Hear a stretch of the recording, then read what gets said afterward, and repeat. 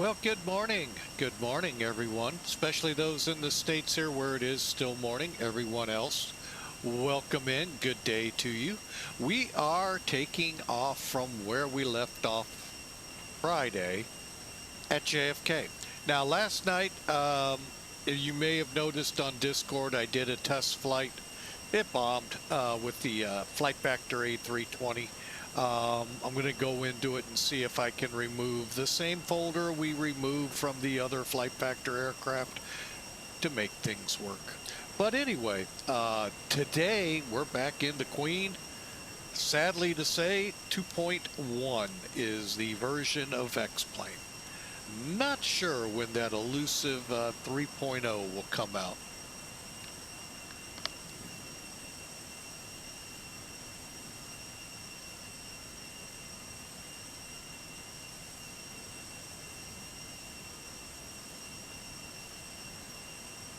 Sorry about that.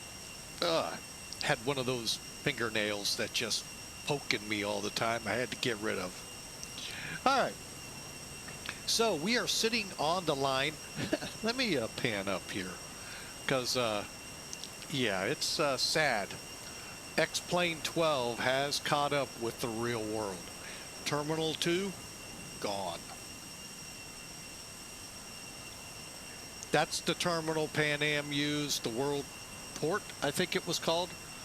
And yeah, they are catching up with the real world in that it's under construction. The new terminal hooked in with Terminal 1.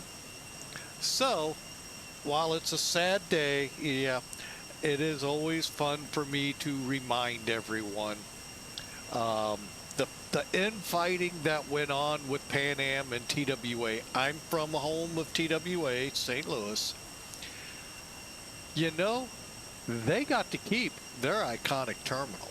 Although JetBlue changed pretty much everything on the ramp, but the historic entry to that terminal, that got kept. Pan Am, nothing got kept. Except maybe, I don't even know if maybe, the logo. So, oh well, I like to poke fun at it. By the way, I am flying for Pan Am Virtual, oddly enough, and it's even stranger than that. I am the airline manager, hub manager for the Pan Am side of the house. You're going, how can you have a Pan Am side of the house if it's a Pan Am airline? Because we also have, of all things, TWA. So those of you that know airline history know the history between those two, and it's not pretty. Both vying for the international scene like they did. And the other ironic story is Pan Am just could not get a domestic operation going when deregulation happened. They tried this airline, they tried buying this airline. Then some bad things happened with Pan Am along the way that did not help matters. And yeah, they went out in the early 90s along with a whole bunch of other iconic airlines. TWA made it through all of that. They actually had a pretty good domestic base as well as to help funnel into their international base. But they too, you know, there's a lot of debate on what happened to TWA, from management to just losing money hand in foot. Don't get me wrong, even some bad things came TWA's way via aircraft mishaps. Just total, oh my gosh, conspiracy upon conspiracy on some of them. But they too would finally be actually bought out by American Airlines, who eventually American would get bought out by America West after they purchased U.S. Airways and took the name. So there's a lot of misinformation out on that half of the, and we're going to leave it there for you all to do your own research. But yeah, It's, you know, if you try to watch the airlines, it gets kind of an interesting play in history. The airlines, especially in the 60s and 70s, when the jet age came alive with the 707s and eventually 747s and 727s. And then we would see, like in the foreground there, the British Airways. So shampoo dive flyer in with some diving. I don't see you diving. Oh wait, there's a Concorde diving. No. Oh, but anyway, hey, let's get to flying, shall we? Again, we are at JFK, and sad to say, Terminal 2 is gone. Under construction now in the X-Plane 12 world.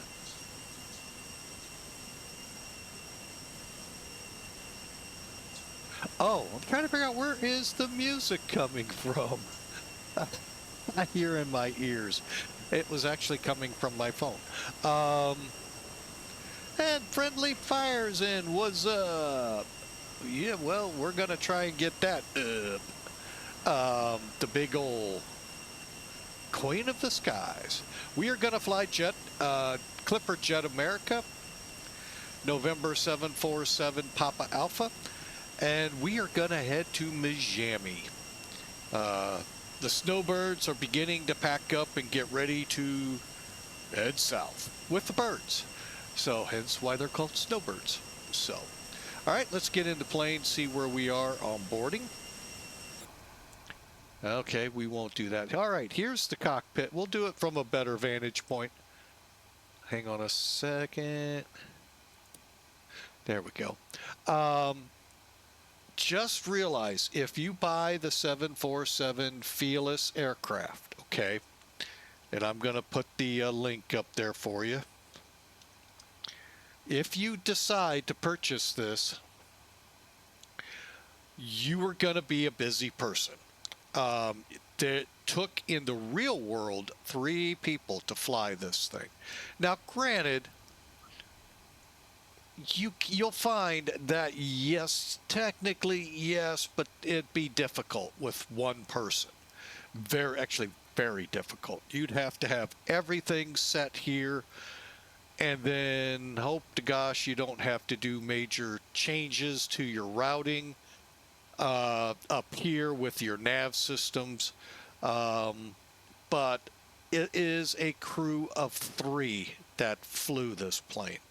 Your captain on the left, obviously, first officer on the right, and the man that did all the work, and with all the gauges, the flight engineer. And he worked, trust me. He had a lot of stuff to monitor, keep up, and try to make in the back as comfortable as possible, enduring what the 2 pretty boys up front in the front seats were trying to accomplish. So, all right. So, just to set that stage, I'm going to come over here, and yes, they did not have an EFB. I've had so many people comment on that. Like, yeah, we know. Welcome to the world of flight sim. We can have them. Oh, all right. So here we are. We are flying out of here, 293 people, 30,000 pounds of cargo, and we are boarded. Now, one thing about this page, well, first off, let's back it up, set the stage for it. The load calculator does just that. It allows you to build your load, passenger, cargo, fuel, and it helps you on the fuel side by calculating via your distance, altitude, headwinds, or tailwinds, your alternates distance, which, by the way, I do not like. And I'm going to try to figure out how to change, if for anything, what comes to me into something I can find this distance, because it's not showing up in it. And your continuous fuel and contingency fuel, let me get the right word, and of course your ultimate taxi fuel to culminate in what you see there. So when we land at Miami, the goal, and I'm not going to say we're going to be on 30,900, but we should be doggone close. Why? Because we need to have the fuel to land, obviously, at the destination. And two, it's always good to have a little holding fuel, but it's not required, believe it or not. But we do need our fuel to get to our alternate, which in this case is Sarasota. And by FAA rules, and you can play FAA rules if you want in here or not, this is a sim, you are not being checked in any way with the FAA, unless of course you're using those browsers. If you've seen the commercials with the little camera birds flying around, yeah, that is hilarious. So all right, so that's the goal. Now, I am sure we're going to land with more fuel, which is perfect. That's what we want. And then this is the breakdown below it, the final results. From this page, once you build it, then you go to refuel. Now, I don't know if it's an XP12 thing or Felis or both. I don't know. But there is a lot of fuel on the plane when you bring it up.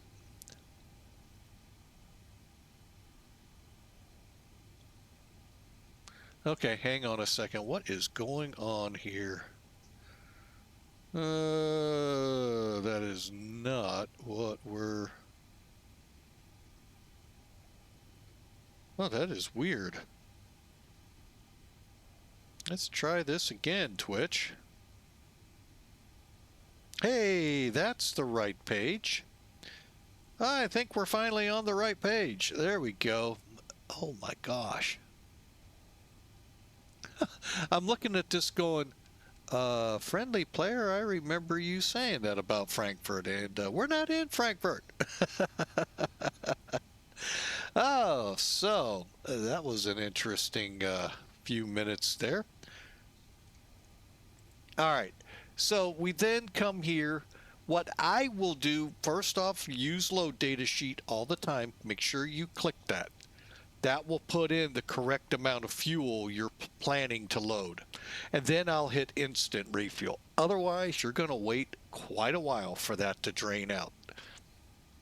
Now, over on the payload, click use data sheet. This is where the people and cargo come in, where we kind of sidestepped to the... Okay, so when you lose data sheet, there's what you get. Click board or instant. Again, either one is your call. But if you click board and you click load, it loads in real time. When the load of the cargo gets to the number, the doors, as you saw, automatically close. No, that was not magic by me and the world of Twitch. Nope, that was the program. Unfortunately, and I understand why they don't, when the people are done loading, the main door doesn't close, because usually the main door stays open several minutes later. Uh-oh, looks like we have somebody up here in JFK. Oh, delivery. Departure. We'll look at that in a second.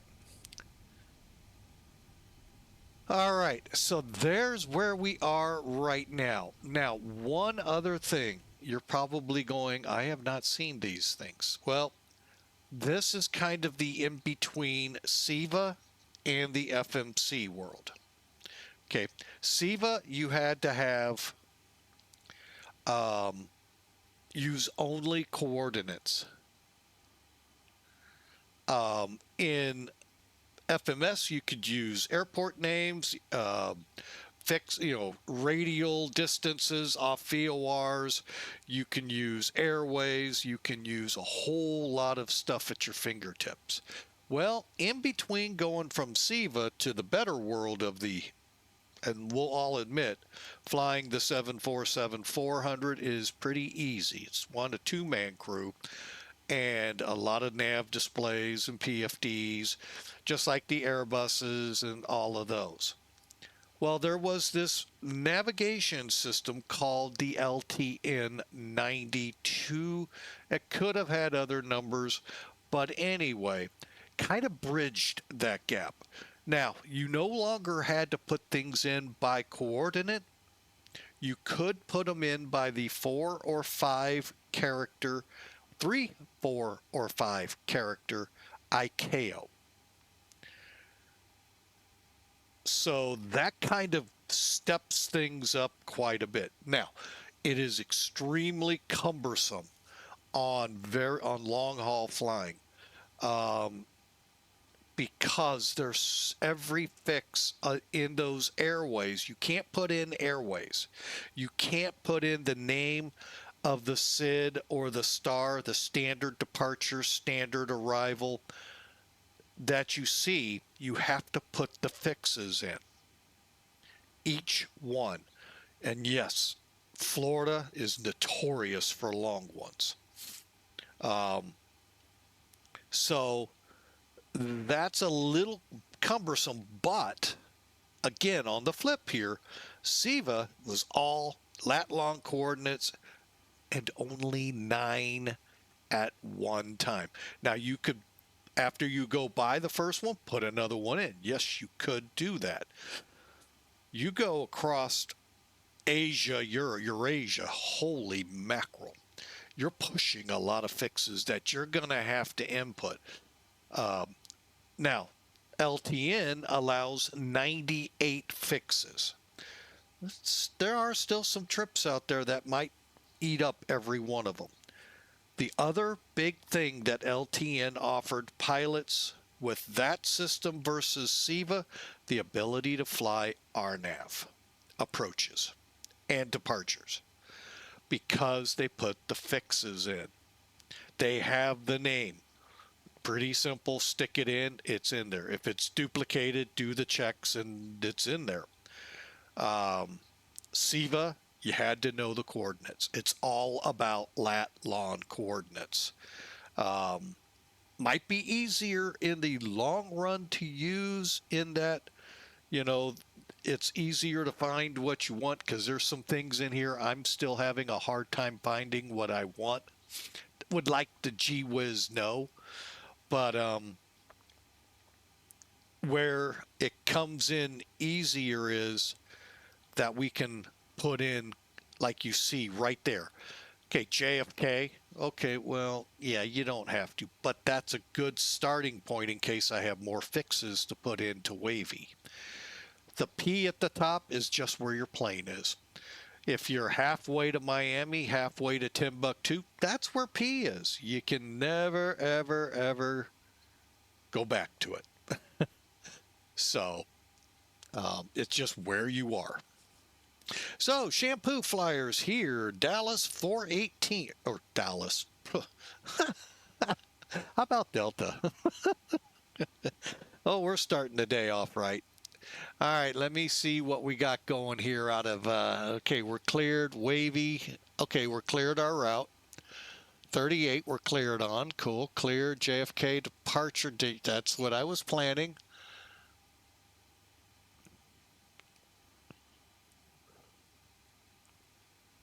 And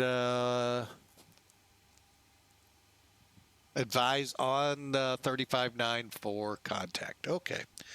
All right, let's get down here and make some quick checks. 3003, that's good.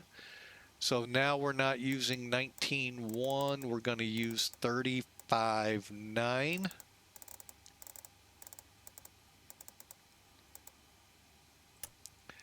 Flip that on. We're on standby. Let me just run through my checks here real quick. And folks, let's do it real quick. Sim Toolkit, take a look at what this route looks like and get on our way.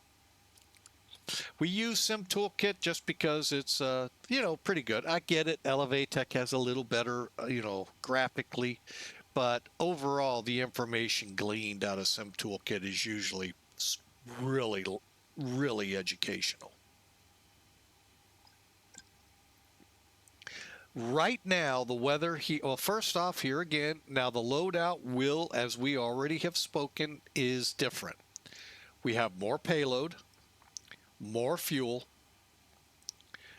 and but we have the 293 people. Plan is 4 left.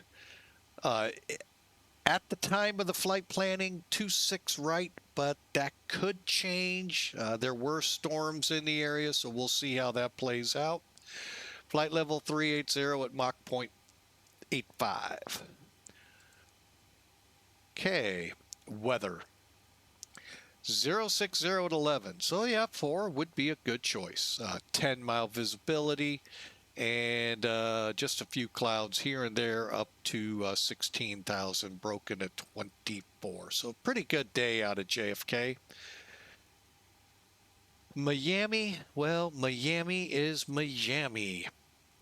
Currently, westerly wind. That's cool. That keeps us going. Ceiling at 2,200 feet. Hang on a second. I'll mute that for a second.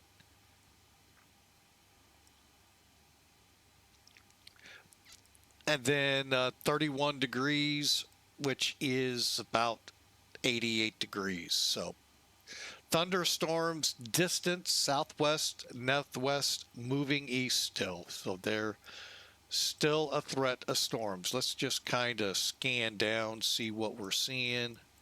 That's what we're talking about. Hopefully, it'll be here when we come here. So we'll see. All right. Let me get back up here. Get rid of this, get rid of that, and let's proceed, shall we? All right, now I've done all of the basic checks. We've already got the SEVAs, or the SEVAs, the LTNs loaded. Let me see if there's anything else I need to do.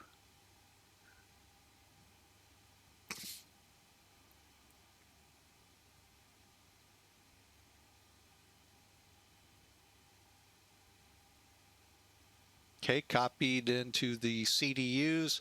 All right, we're going to get the last bit of the checklists done. So we'll turn these on. Whoop.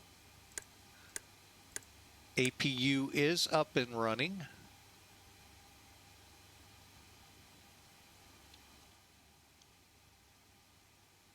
And let's do it. Let me reread that.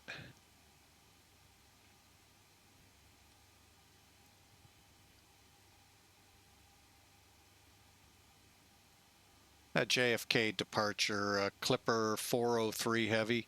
Do we need to call you for push or just for taxi? Clipper 403 pushes at your discretion. Just call for taxi. We'll call you for taxi, Clipper 403. Thanks. Finned out, ask. Trust me, it's better than getting yelled at. Trust me. One other thing we can do before we push. Let's get our performance numbers up and going.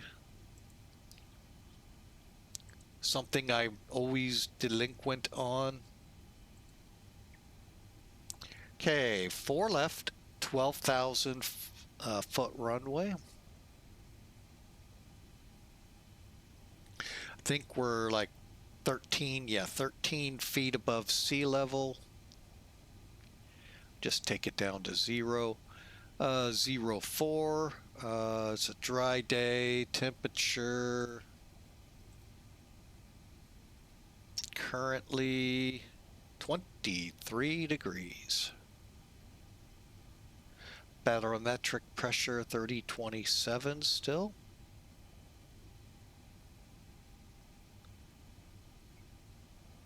And they are saying 060 at 11.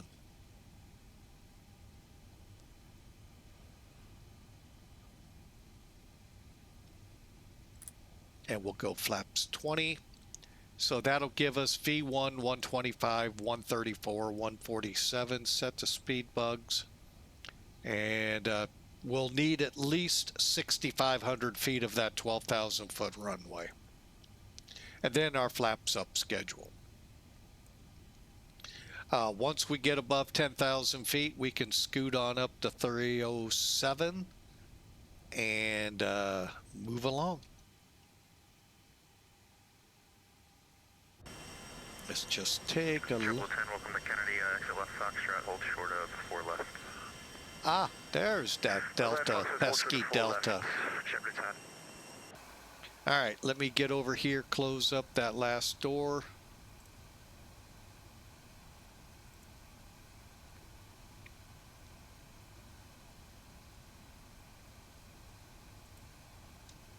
Trying to figure out what British Airways is doing down there.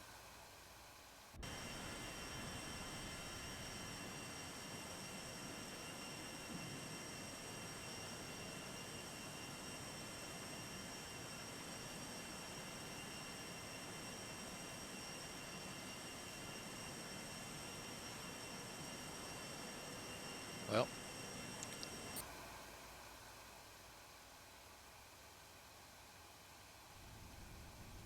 okay, there goes the chip bridge.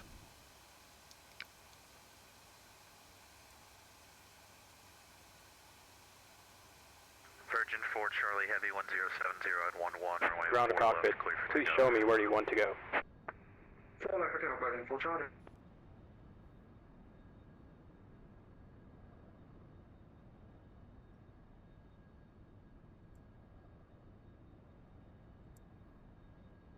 Ground to cockpit. Tow is driving up.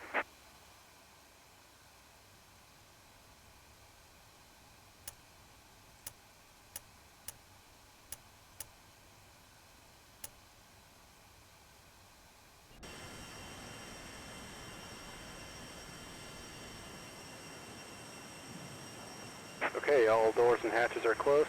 Ready to connect. Kennedy departure, Qatari 5 Romeo Heavy, we have Charlie, request taxi. Qatari 5 Romeo Heavy, near departure, runway 4 left, full length. You can taxi via left on Bravo, right on to Kilo, you can cross runway 31 left. Left onto Bravo, right onto Kilo and cross 31 left, Qatari 5 Romeo Heavy. Cockpit to ground. Remove the chocks.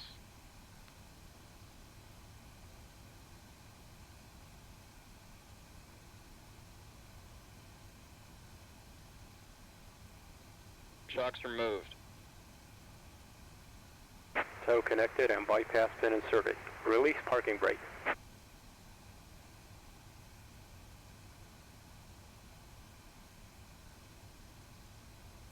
All right, we're up and going.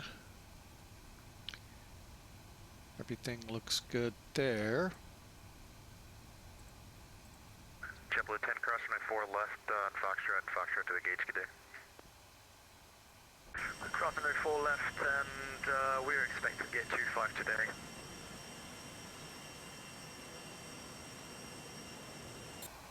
And JetBlue 10, roger, then you can make the right on the Bravo, and the left on the Delta Alpha. Still clear to cross 4 left. Yeah, clear to cross 4 left to Bravo, Delta Alpha for runway for gate 25, JetBlue 10, thank you. And that was, what did he say? 1.5 DME off JFK. Okay, hang on a second. What was JFK? 15.9. Okay. 4 Charlie, near departure radar, contacts altitude. Austin, Charlie, repeat, Vernon, 4 Charlie. Virgin 4 Charlie, calling 10 1 1000. Tower hangar 1,000, Vernon, 4 Charlie. Virgin 4 Charlie, affirmative 11 11,000.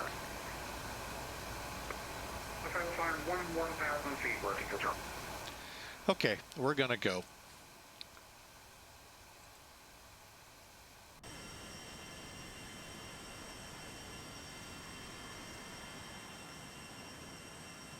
Virgin 4 Charlie, heavy turn left heading 060. Left heading 060, Vernon, 4 Charlie.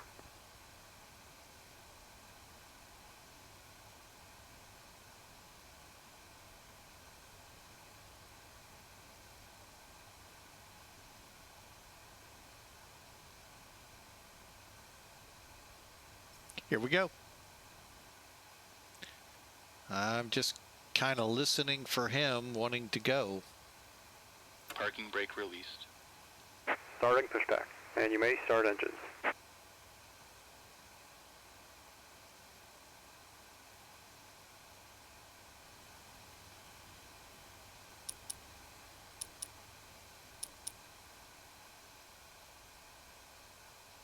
Fuel pumps on.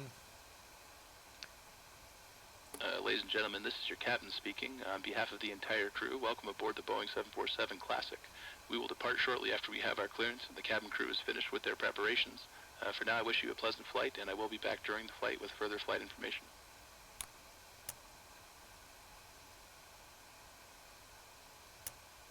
Ready to start the engines.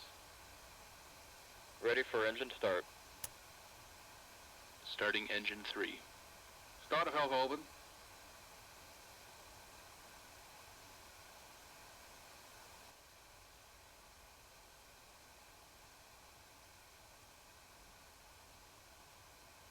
%, and 2. Fuel on. Light up. Virgin 4 Charlie, requesting direct merit. Virgin 4 Charlie, you can expect direct merit in 5 minutes. Currently on 5 minutes, thank you.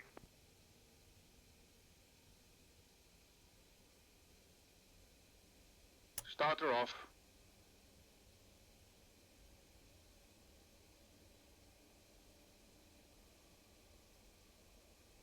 Engine stabilized. All right, let's start up number 4. Starting engine 4. Start of valve open. Now, you're wondering where N2 is? It's back here. It's the second or top gauges of the engines cluster. And they'll tell you, though, when you're at 20% and 2. 20%, just like he did. Fuel on. Light up.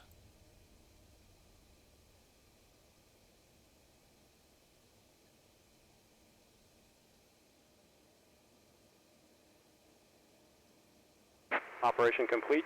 Set parking brake. Parking brake set. Starter off. Disconnecting tow. Stand by.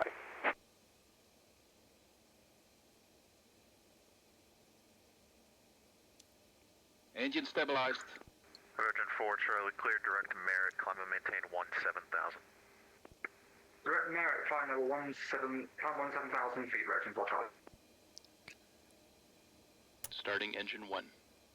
Start of valve open. Starting engine 2. Start of valve open. Virgin 4 Charlie, contact Boston Center 134.7. Have a good day. 20% and 2. Boston 134.7, Fuel on. good day. Light up. 20% and 2. Fuel on. Light up. Fuel on. Tow is disconnected and bypass pin has been removed. Hand signal on the left. We'll see you next time and have a safe flight. Good day, JFK, Starter off. departure, Japan Airlines 4, here descending to 2900, here with you.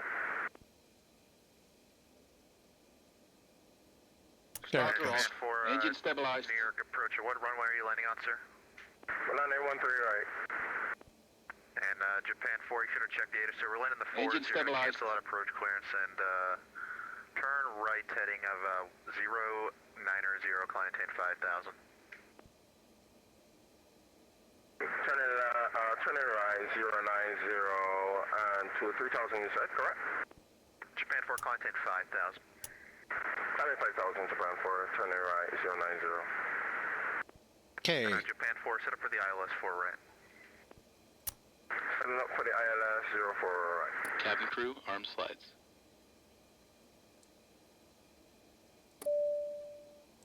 All doors are closed and armed. Okay, let's get over here and start in on the checklists real quick. We didn't do the big ones. All right, flight recorder, beacons, pressure. Okay, electrics. Now, we actually forgot something until I found it halfway across the Atlantic.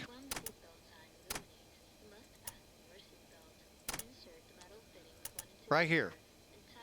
this switch in the middle, the, I forget what it is, split system, I did not click in on. So, shame on me, I know. Okay. Japan 4, turn ready 130. Turn right 130, Japan 4.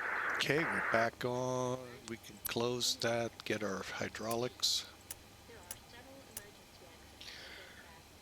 All right. Oops. I meant to go here. I think we got them all.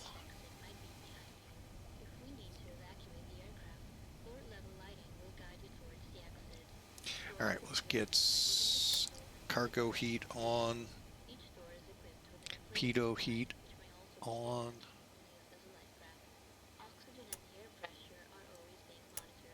Just good departure Japan for 1000.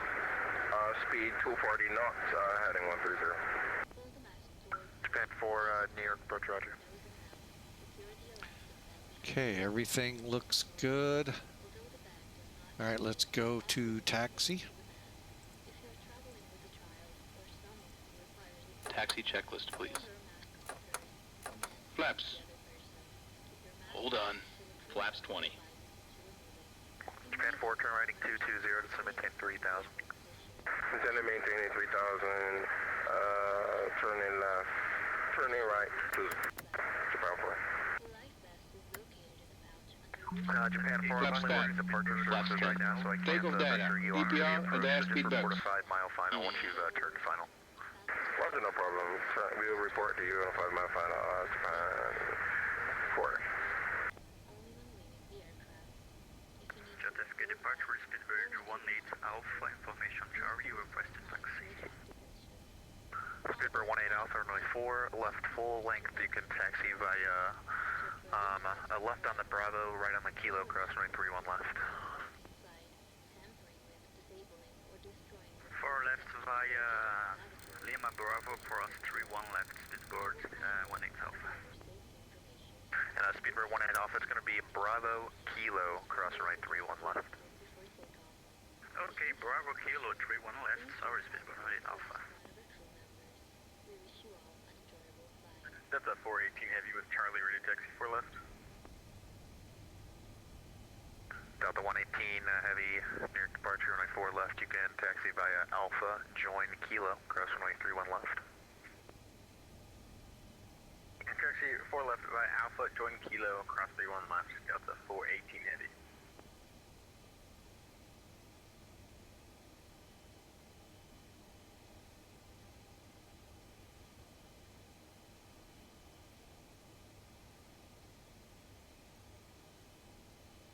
Okay, we are ready, I think, to go. Let me double check, y'all. Fuel heat, aft cargo heat. I'm going to go ahead and continue. Probe heat. On. Flight controls. Check. Yaw dampers. Check. Seatbelt and shoulder harness. Check. APU. Off. Fuel heat. Off. Totalizer and gross weight. Set. Flight engineer and pilot panels. Check. Aft cargo heat. Normal. Seatbelt and shoulder harness. Check. Taxi And checklist complete. departure Clipper 403 heavy, ready to taxi for 4 left with Charlie. Clipper 403 heavy, runway 4, left full length, you can taxi via left on the Bravo, right on the Kilo, cross runway 31 left. And Clipper 403 left Bravo, right Kilo, full length for 4 left. Clipper 403 heavy. Clipper 403 heavy, you're cleared to cross runway 31 left. And Clipper 403 cleared, crossed 31, you say left or, oh, 31 left. I'm sorry, I got myself turned around. Parking brake relief.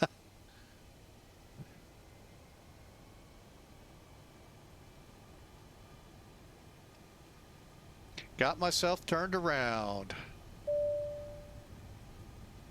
All right, before takeoff checks alert just came in. Cabin ready. We're set up here, seatbelts and door locked.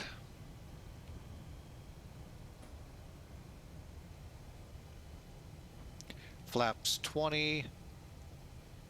We don't have an auto brake setting for reject, so we're good up here. Out onto Bravo. Okay, all the way across. Okay. Qatari 5, Romeo Heavy, the wind 070 at 11, runway 4 left, full length, clear for takeoff. Clear for takeoff, 4 left, full length, Qatari 5, Romeo Heavy.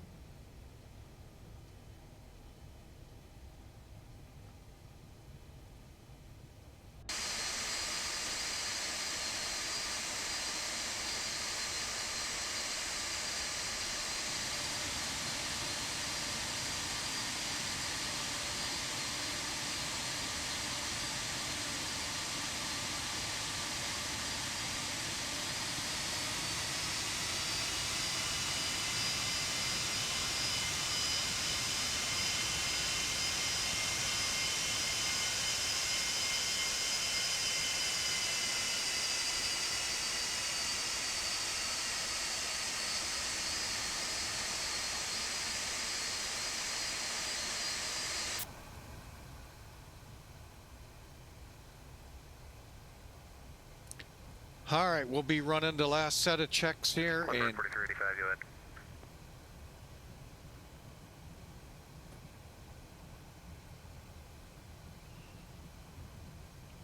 Number 4385, I only covered Kennedy departure, so you can stay with you to come.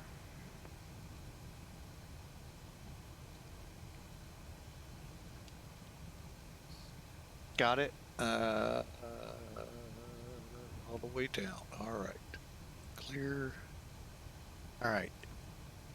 1.5 DME heading 100. KJFK departure for on 5 mile final for 04 right. We captured the ILS as well. Japan 4 Heavy, near approach, wind 040 at 9er, gusting 16, runway 4 right, clear to land. Roger, clear to land, copy surface winds, Japan 4. Before takeoff checklist. Thank you.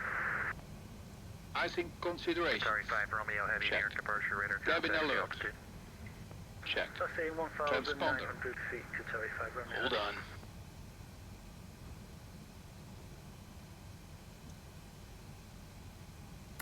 Check. Qatari 5 Romeo Heavy, Ignition. turn left heading 070, Hold contact on. 1000. Left heading 070, Flight climb start. 1000, Qatari 5, Romeo Heavy. Body gear steering. Disarm. Back valves. Wait. Clipper 403 Heavy, 1040 at 9er, gusting 16, runway 4 left, clear for takeoff. Clear for takeoff, 4 left, Clipper 403 heavy.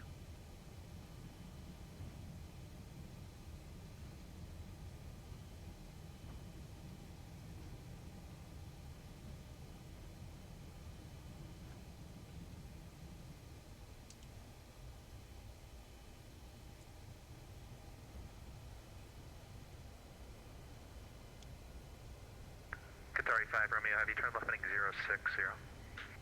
Left heading 060, Qatari 5, Romeo Heavy.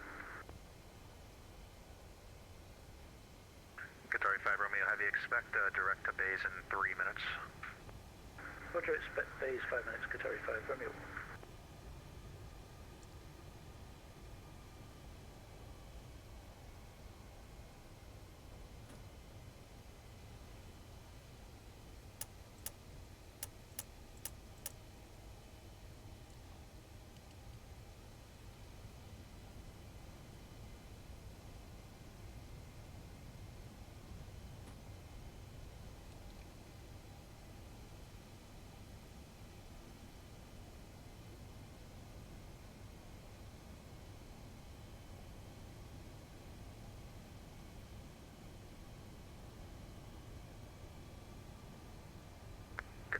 Romeo Heavy, clear direct bays, climb and maintain 17,000. Direct bays, climb, maintain 17,000, Qatari 5 Romeo Heavy.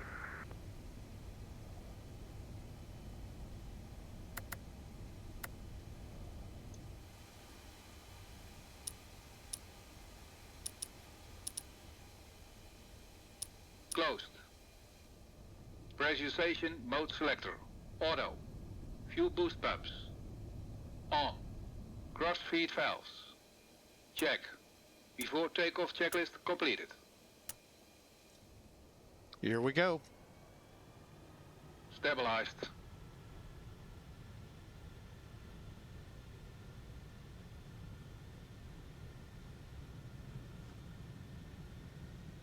Japan 4 Heavy, welcome to Kennedy. You can continue Foxtrot, hold shorter from runway 4 left.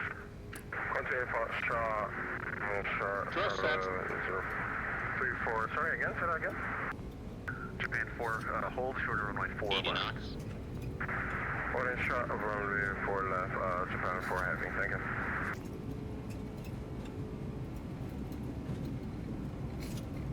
you. V1, rotate. Positive rate. Gear up.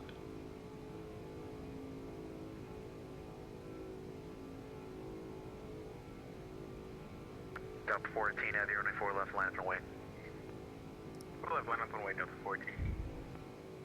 Qatari 5 Romeo Heavy, contact Boston Center Gears up. 134.7, good day.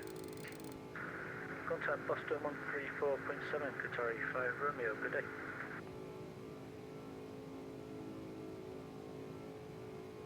Japan 4, what terminal are you going to? You can let me know. I haven't flown in JFK in a minute, so I'm not so sure on the terminal.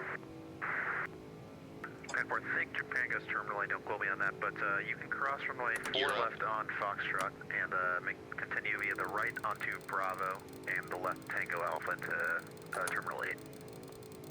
Flaps 10.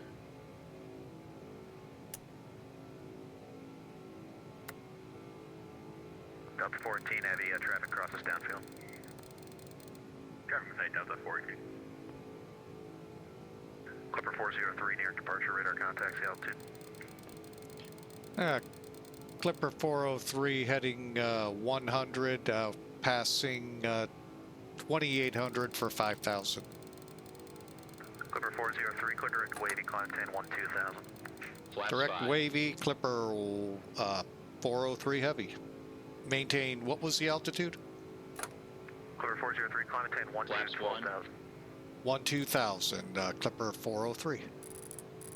And Japan 4, I just need to read back on those taxi instructions, I didn't hear. Sorry, you said to turn right onto Fox, correct? And then after you said, I cannot remember that part. Japan 4, just, you can continue taxi via Bravo and the left on the Tango Alpha into the ramp. Taxi Bravo, left onto Tango for Terminal 8, Japan 4 Heavy. Thank you so much for having patience with me. See you. Delta 14 Heavy, wind 040 at 9er, gusting 16, right 4 left, clear for takeoff. 4 left, clear for takeoff, Delta 14 Heavy. Speedbird 18 Alpha, runway 4 left, line up and wait. Flaps up. Line up and wait, 4 left, Speedbird 18 Alpha.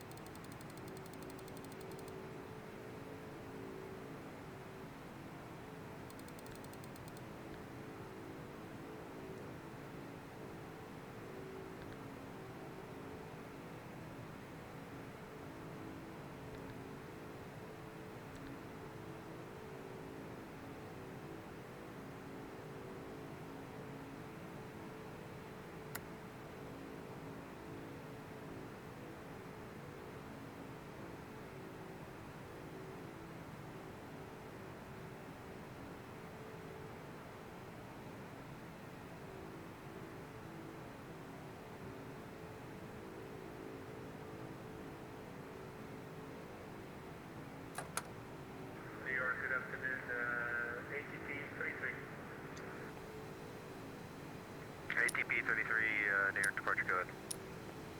Yeah, good afternoon, sir. We'd like to have push and start Alert to the ramps at your discretion, call for taxi. Clipper 403, New York Center's offline, radar services terminated, frequency change approved, active flight.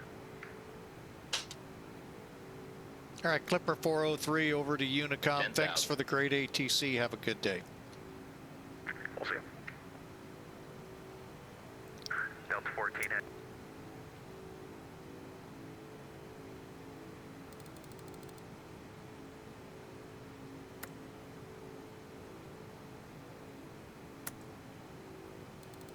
To level off.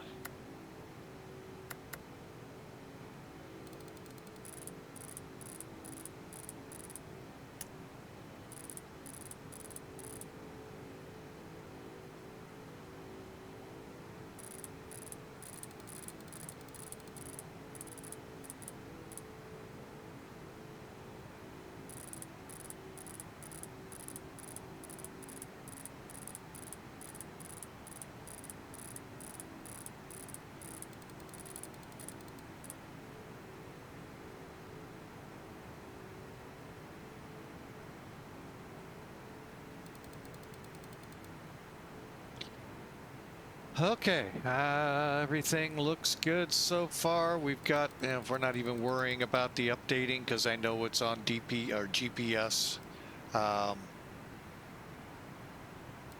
right, we'll be gone to let the aircraft climb here.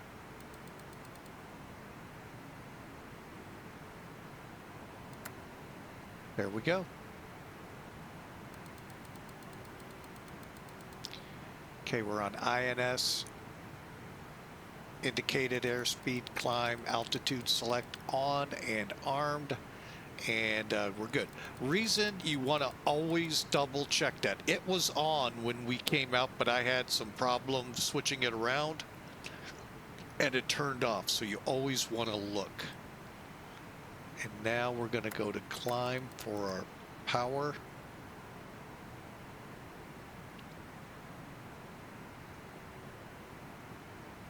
And now all we're doing is making sure WAVEY is where we turn at. Or actually, we'll continue on to EMJAY.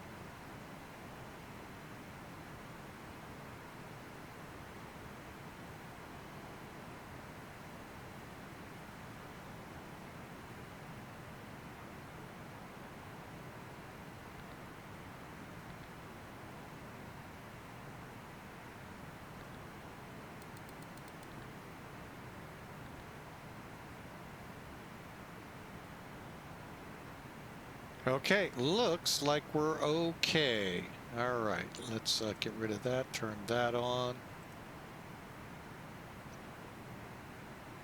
Even though technically, yeah, we're technically kind of sort of, it's that little gray area called Boston and New York approach. We are flying, yippee, comes in from Shampoo. That's awesome. Yeah, he turned me loose to Unicom. I don't know how you got that. All right, we're turning on course. What is that course gonna be?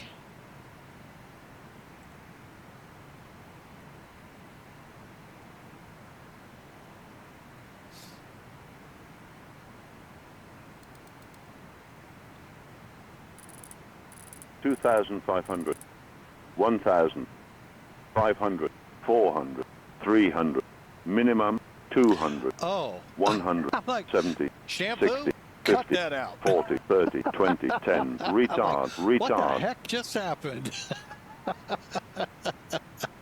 I looked down at it. There's no reason the GPWS could go off unless somebody played one of the... Good one there, shampoo. Got me off guard. All right.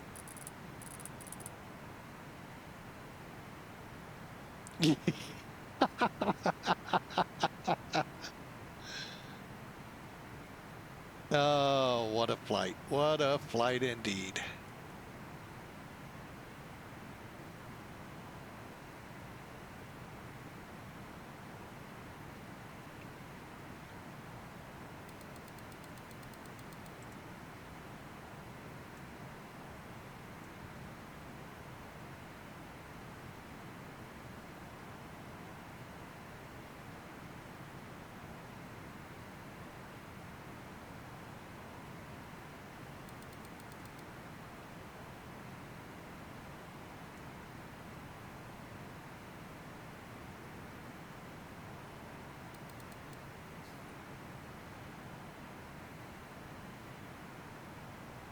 All right, I see, looking at my chart program, 26 right is not being used. By who? Why is the real world not putting an ATIS out?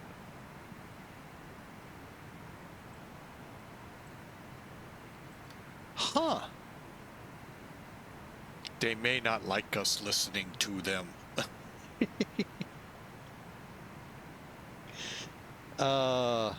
You just looked outside the window and do you see birds?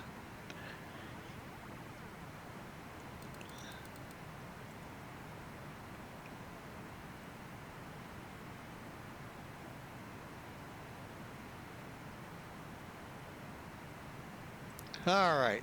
I'm going to tell you, if you fly for Millennium Aviation, I'm going to have to give a kudos to them. This month's destination of the month. Wow. And I can honestly say I have not been here. I can say probably most of us have not been to Pyongyang, Korea. That's right, North Korea. So this ought to be fun. Kind of looking forward to it. I'll have to look at the charts and see what's all, you know, what we can do. But yeah, ought to be a fun run into there. Oh, there's the airport. Okay.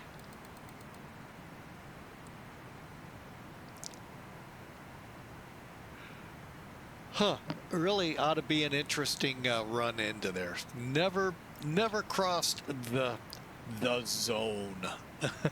So, well, no, I take that back. At BMS I did, but never landed on it.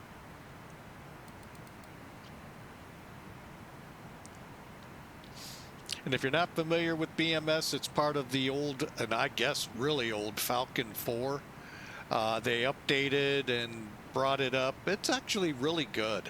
I will give that one was pretty fun to fly. I could actually fare pretty well with it. The air refueling I never dabbled too much into, but that would have been fun.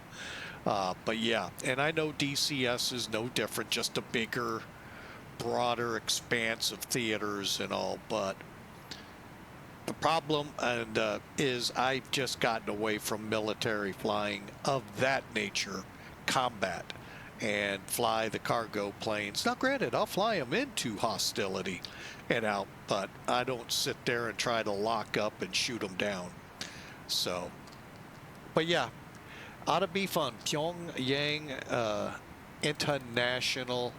Oh, I don't even know. I don't even think you can. Well, yeah, I guess, because they did service Russia with Aeroflot. So, but that was back into the 90s. So, yeah. Ooh, this is going to be a fun one.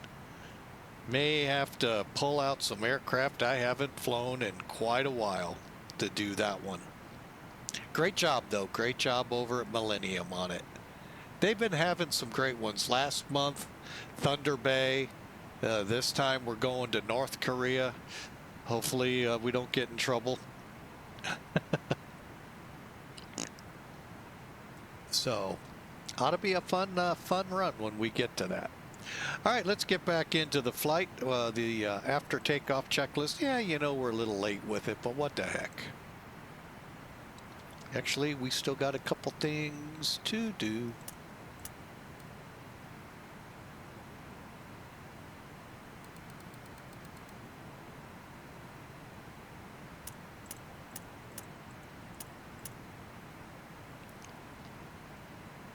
Okay, window heat's on, pitot heat's on.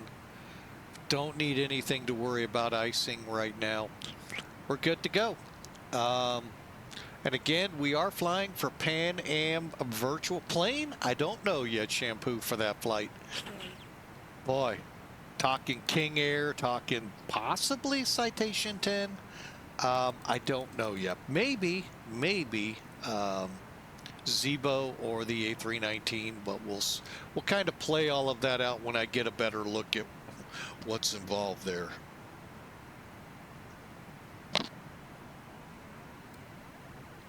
Maybe a C-130? No. Actually, the one I have is not... I have a lot of trouble with it.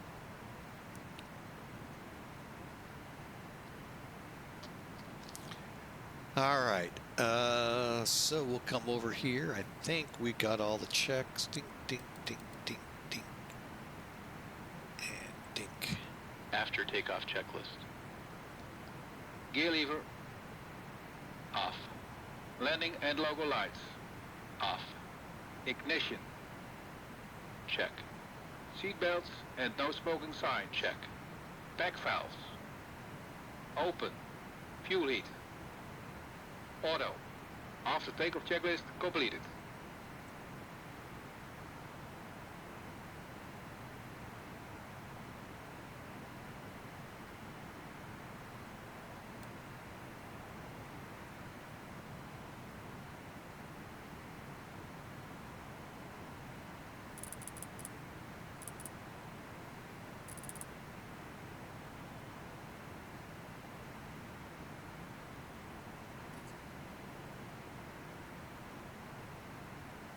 All right, and we are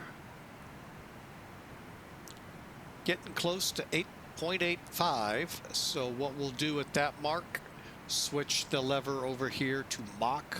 Here, let me give you a better look. We'll switch the vertical speed indications here from indicated, which is what's maintaining the pitch right now, to Mach. And again, that'll be at about 0.85. When we level off, we'll then switch into Mach hold, where it'll kind of sort of hold that. It's a little tricky, and I'm sure there's some things I could probably do to make that easier. All right, let's see. How can I find out what is going on down in Miami? Well, one set of storms is off the coast. That's not even... Where are we? Key Largo is not going to help me. There's Miami.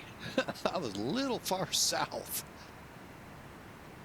All right. Yeah, I can't tell by the way traffic is which way we're going.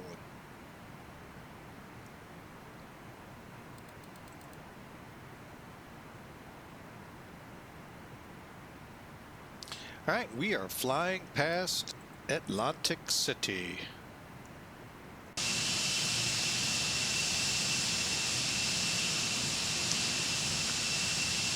The Vegas of the East Coast, in a very small way.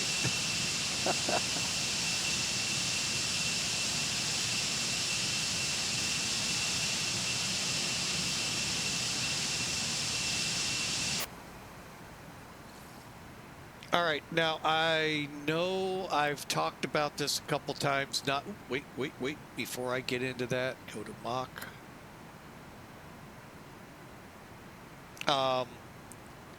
The fact that some streamers are showing off XP12.2.1 right now, is it a bummer? Yes. Trying to figure out how I missed my invitation. Probably didn't have one. Pretty sure I wasn't invited to that party, but hey, I get it. But yeah, you can watch it. It's a closed beta, meaning they're making the final checks so that anything super major. We had one of those problems come out with a beta where I forget what it was that caused it. But as soon as you took off, it went, X-Plane just crashed to desktop. And I think, I'm not sure if it was one of those they couldn't, had a hard time repeating. And took a little bit, but they did. That's what they're doing now with these closed betas, trying to get past those, hoping they get all the even more different systems than what they use to test them into play. So, where was my invitation? And where did I miss that notice? That's okay.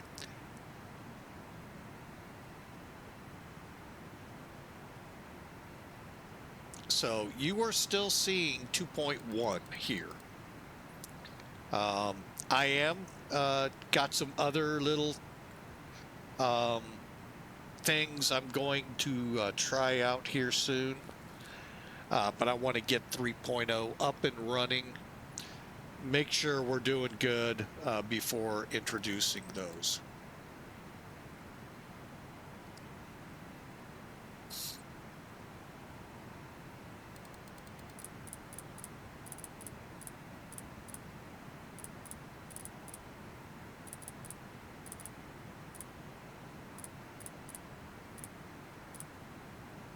All right, what I'm doing is just setting my speed bug. It has no effect on our climb or anything like that. It is now climbing whatever we set it at when we went to Mach at that speed. So 0.85, we were a little high on it, so that's what it was set to. 1,000 level off. All right, we are getting there. Altitude select is on. EPR is set. And I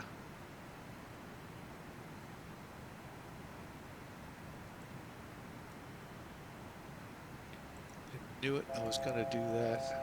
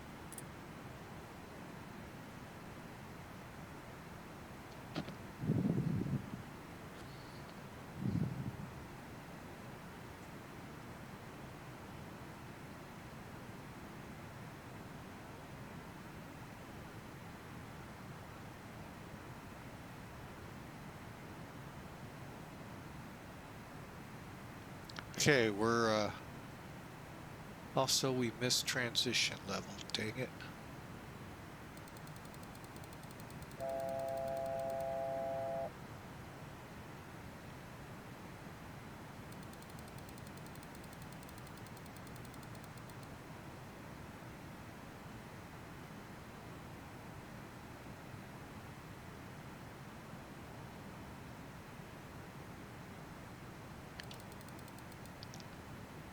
All right, we got that set. Let's go to cruise.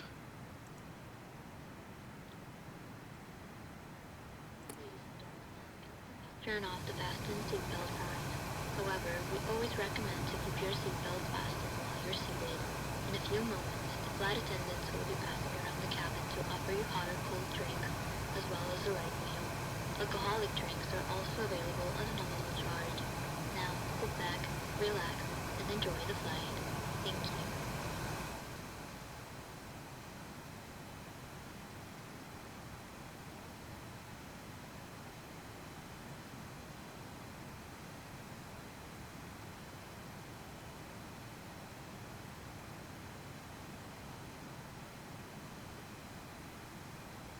All right, we're getting the cabin up to right pressures, and we're set to go.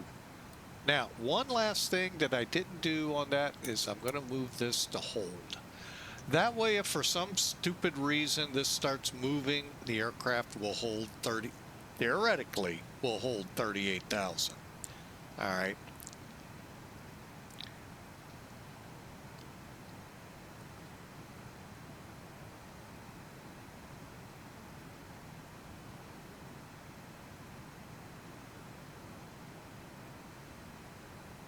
All right, let's get on back up to 8.5.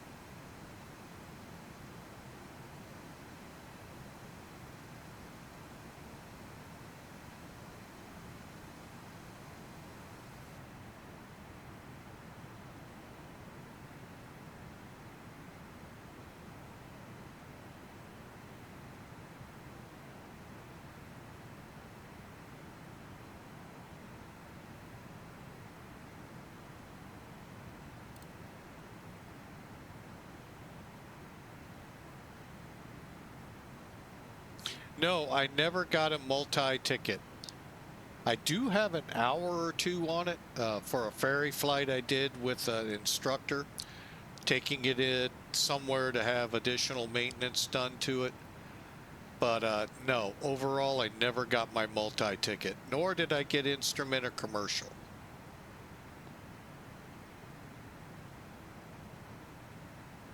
Just the PPL, private pilot's license.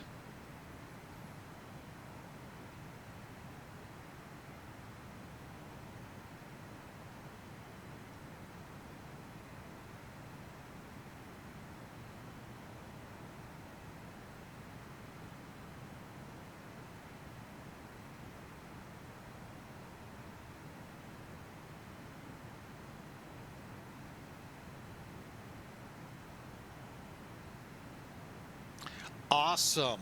Starting here soon, going through everything. The private pilot, the instrument, the commercial, and the multi. Good deal. Keep with it. Don't let any big setbacks in check rides or anything like that slow you down. Just get back on the horse and go. Don't know where I'd be if I'd have done that, but to any aspiring pilot, just don't let it get to you. And I know when it happened to me, it was late teens, early 20s, and everything possible weighing on you, or you feel is weighing on you. Had I just gotten back up, maybe gotten a new instructor, and pressed on, who knows where I'd be today. But like I keep saying, you know, God pretty much closed that door on me, which is fine. Well, it wasn't fine at the time. But looking back, like we can always do, that hindsight is 20/20. I can say the doors God has opened for me were just amazing. And I wouldn't trade a thing. Were there some hard times? Oh, heck yes. Were there some? I wish I coulda, shoulda, woulda done that. Yes, a whole lot, and still do, believe it or not. Problem is, now I'm too old. Can't give the airlines their bang for their buck to train me. So, you know, that's what it is. So, but I can have fun. Your multi, if you're gonna be flying, I would do it more in, say, like a Seminole or whatever that DA Diamond is. You're getting into jet with the 350. That's why I say that. DA-42, okay, yeah. Those are new. I flew Tomahawks and Warriors, Archers, Arrows, Saratogas, 172s. The Diamonds, as far as I remember, were not around in the 80s. I think that started in 2000 or the late 90s. Nice airplane, don't get me wrong.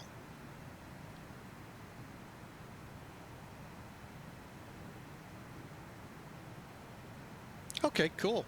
I would work there, but please, with a grain of salt, use the flight sim. Yes, you can procedurally check things, but take it with a grain of salt here in the flight sim. What happens out there, while in X-plane, you're very close to real world. In reality, though, I'd stick, you know, work your practice sessions up there. And if they have a simulator, it's probably even better than what you're used to.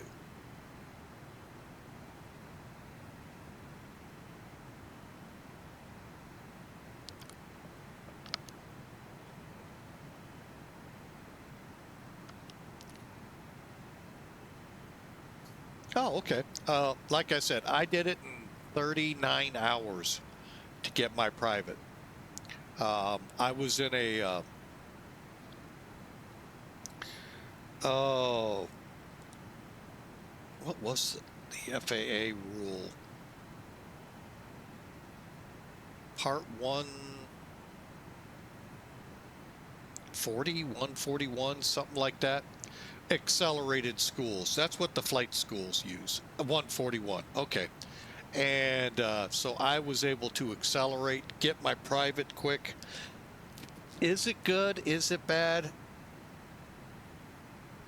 Part 141, accelerated schools are good to a point.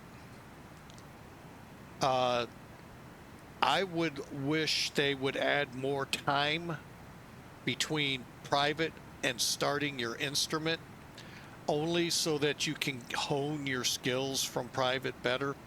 Part 61, Part 91, you know, they're the basics behind everything. And then Part 141 comes in. And, but yeah, don't get too,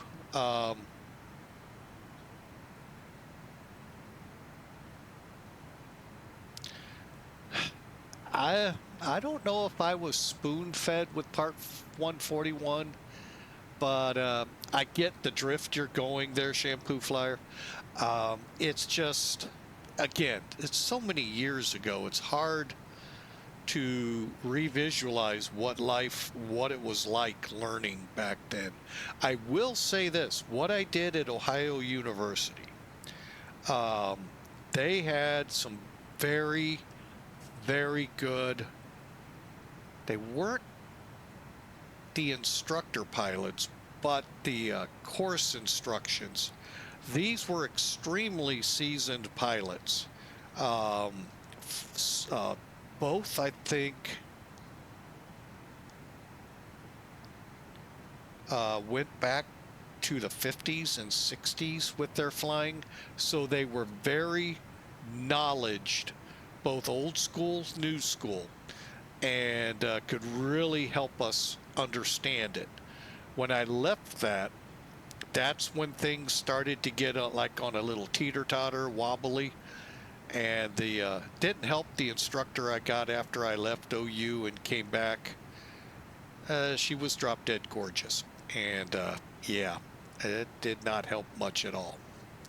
So, in my opinion.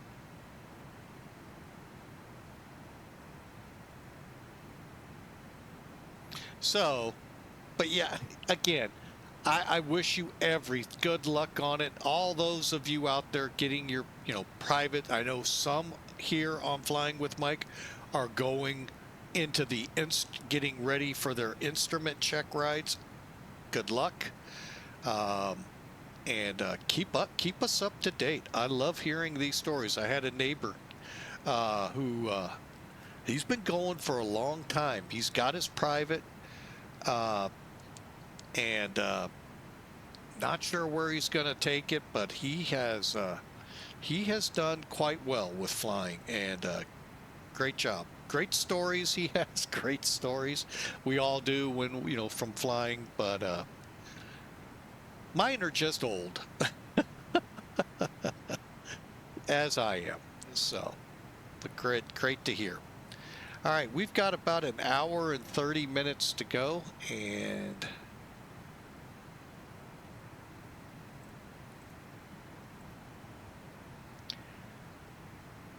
we'll just kind of keep it in cruise here. There is no fuel management per se on this flight. The only thing we're going to do is when we start to descend, we're going to open up the reserve fuel tanks, drain them into tanks 1 and 4, and then begin setting up for whatever approach they instill in us down there. Reviewing what we talked about in the beginning with the LTN system, I call it a bridge. You had the SIVA, which is the old school navigation strictly by lat-long coordinate. And then you have today's version of navigation, the FMC McDoos, the nav displays, all the pretty G stuffs and all the G1000s and all of that. But to get from lat-long only to what we could do in the FMSs, from putting in a 3, 4, 5 letter ICAO, radial distances off one of those, and so forth. There's this thing called the LTN.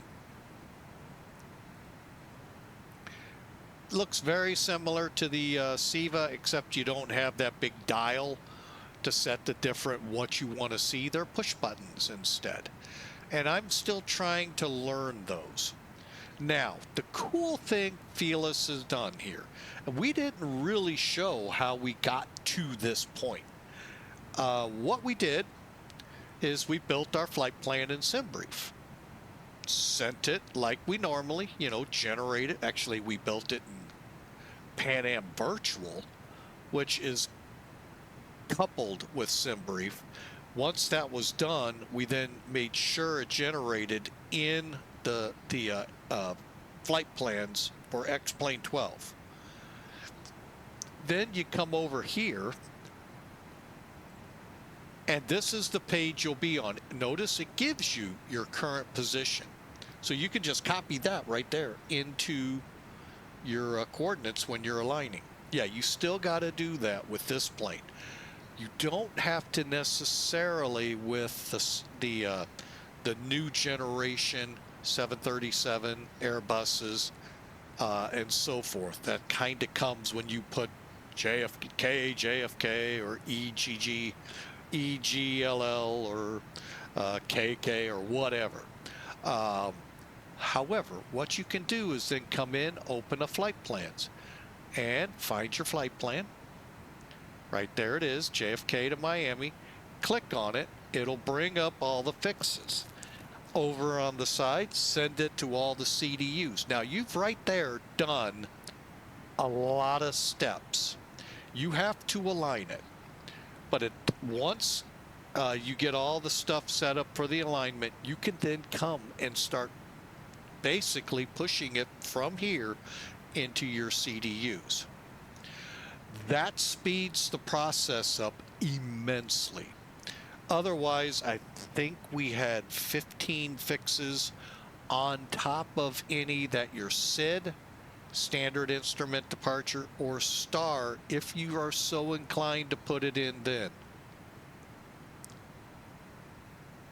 Well, Inuasik, thank you so much for the gift sub. We sure appreciate you. And who wins it? I don't see who got it. Well, that is just not fair. Oh. Looks like Godspeed got a subscription. Nice. Thank you, Inuasik. Thank you for joining us. Blue skies to you too. I think we have blue skies. So that's all what I was just talking about before the great interruption, is how you can get this thing up and running quickly. The big caveats are you have to either be on the ground power connected and connected in the plane, or running on the APU generator. Do not switch between the two. So I don't know if that's modeled or not, but in the real world, you don't move the plane. You don't switch from ground power to APU power while you're aligning.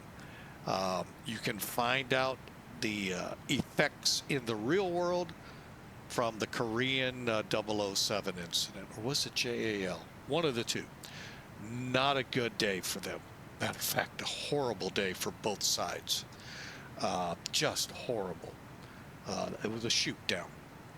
So, yeah, and I remember that. I was in the Air Force when that happened. I'm like, oh, great, here we go. Little things like that could have really made the Cold War a hot war. Thanks to God, we kept that from happening. Cooler heads kept prevailing. All right, so that's how you get this thing set, ready to go. And then I'm going to go ahead and put these two... oh, I thought I had that pulled up.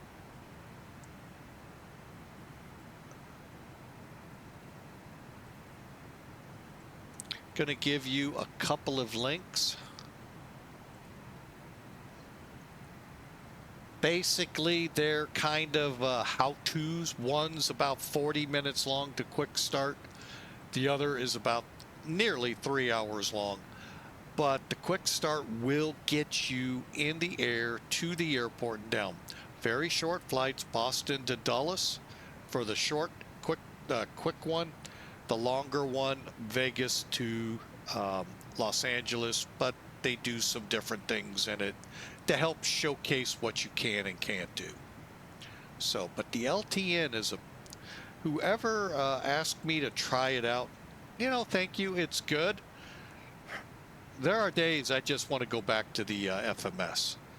Simple of ease and all of that. It's just a lot easier because the only thing you cannot do in the LTN that you can on the FMS, you can put the SID in and it'll put all the fixes in just by the name. You can put in the star and it'll put in all the fixes. Here, you got to put them all in. And then copy them to all three just in case you need to rotate off. SIVA, forget it. You're not going to be able to do it unless you get the coordinates, because it's strictly coordinate based. So, anyway, that's a quick wrap up on the LTN. I've got a long way to go. There's so much to this thing that I, to this day, still get turned around on. So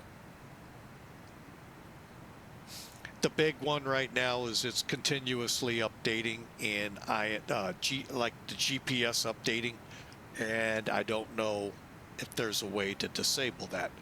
When I first started using it, I did not think I did that, but maybe I set it up and without knowing it triggered it. So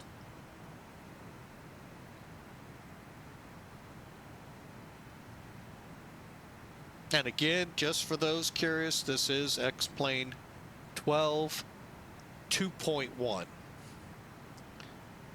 I was not asked, invited, or signed up, or whatever I missed to be a streamer to be able to spotlight 3.0. So hopefully in this week sometime we'll see 3.0.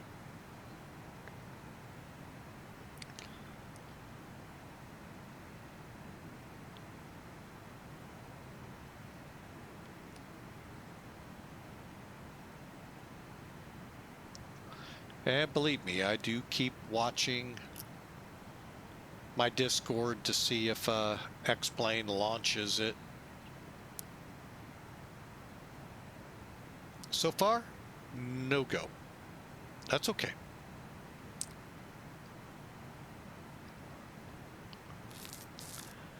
All right, once we get into Miami and completed there, second flight today is going to be where we left Allegiant last week or the week before in Asheville.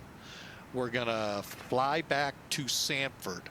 Now, a couple were there yesterday to see a test flight with it.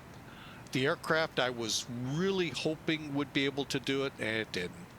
It crashed to desktop. Now, first off, before we, give a hard time to Flight Factor, I do know they are shifting that. TOLUS is in the works of a A320CO version, conventional engine version. The engines you see on American, the ones you see on A320s, mind you, Allegiant, and I probably could say maybe over in United, but don't quote me on that, and other airlines. They're strictly those. They never got the new engine options. And it was a shame that it did what it did. It did a few things. There were a few fixes with the unexpected show that it was an update was put out, but it did crash to desktop. I am going to do another test here in an offline, off stream, to see if I remove the radar files like we do for the Boeings, if that'll get the flight to go through successfully. Only reason I really like the Flight Factor one, don't get me wrong, TOLUS is by far superior to it, but I have a great sound pack for it, and I sometimes really miss listening to that.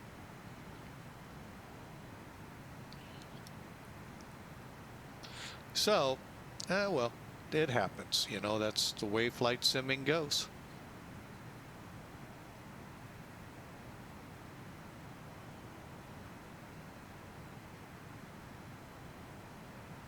Well, I'm going to take a break from the mic. I got to go use the restroom, and I will be back here in a couple of minutes.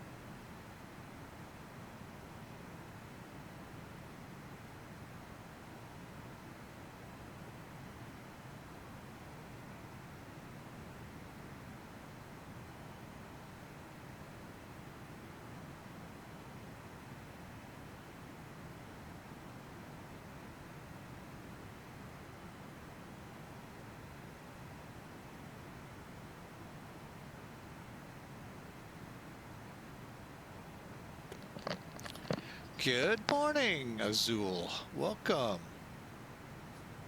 And welcome. I'm back, folks. Just, whoa, what did, missed that from Shampoo. Just brought the Cessna Mustang King Air 350 and the Embraer 100. Wow. Nice purchase, sir.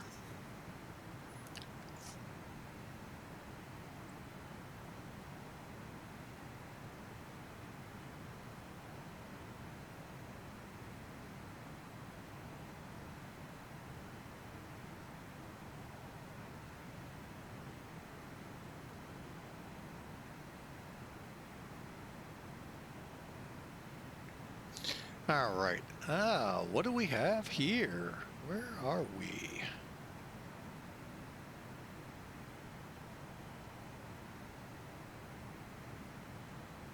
And in USIC, in with a resub.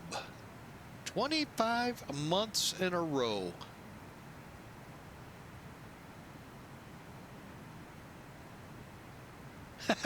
It is indeed good blue skies and great company. Welcome. Thank you for the resub. We sure appreciate you, sir. And thanks for the being along this 2-year process. We sure appreciate it. It's actually been nearly 5 years, 4 years as an affiliate, 5 years streaming. But it's been a roller coaster, but it's always interesting to watch. Let's take a look outside.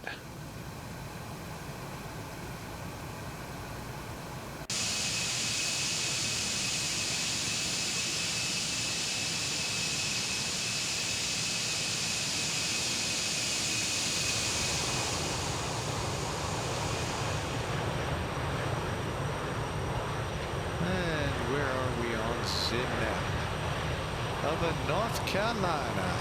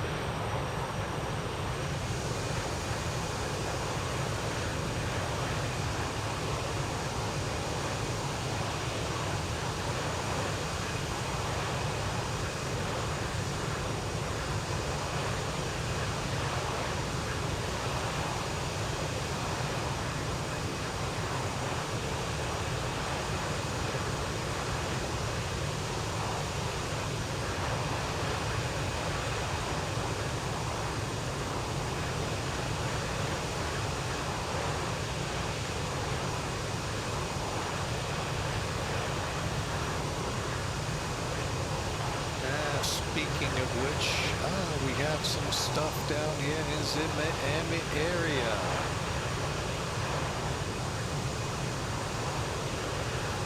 All right, now let's see what we're looking at for runways.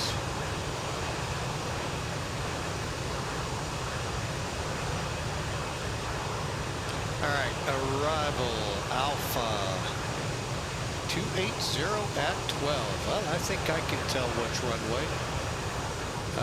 Broken layer at 4,000. Well, it is VFR at least. 10-mile visibility, and ooh, somebody just flew under us.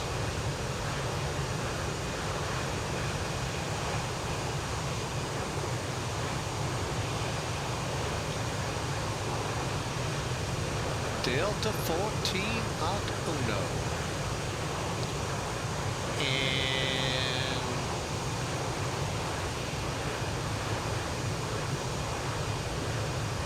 looks like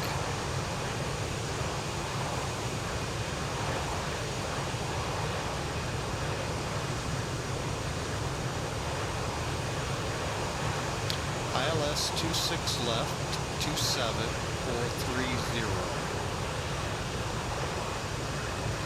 Also RNAVs for 26 right.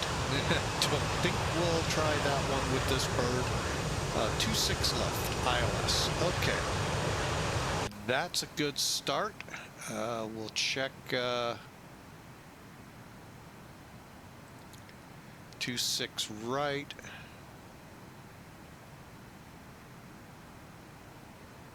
No, we're 26 left. What am I thinking? Ah!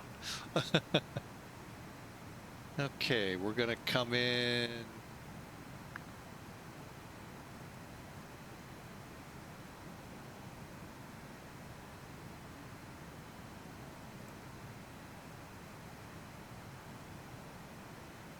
We're going to come in roads, right?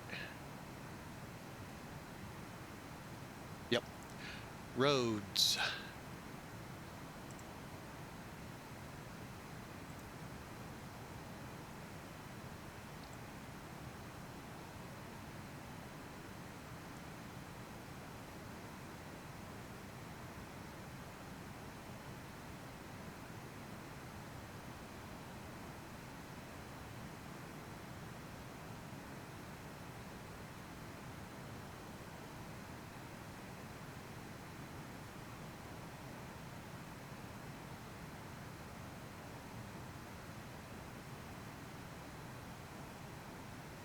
All right, get that one put on here as well.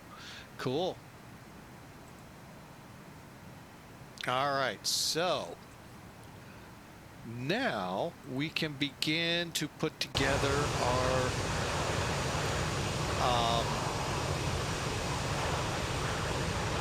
the remainder of our LTN flight plan.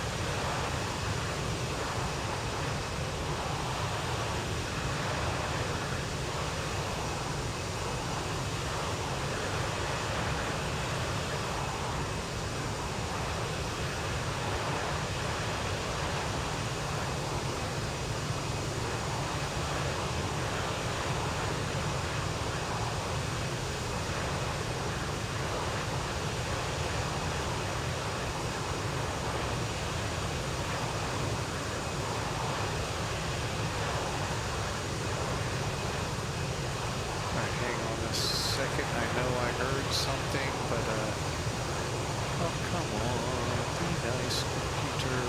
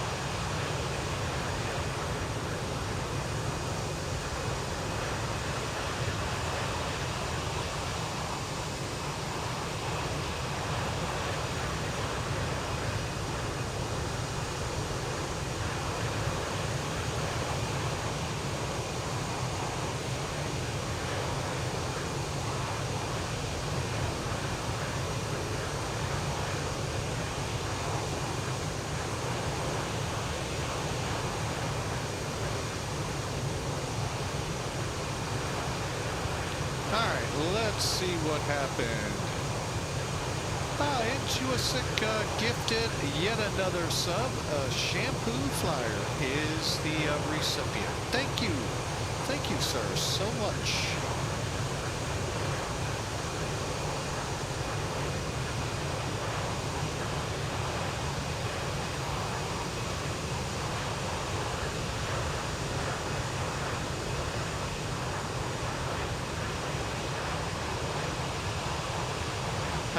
Got a little time here to begin setting up that arrival.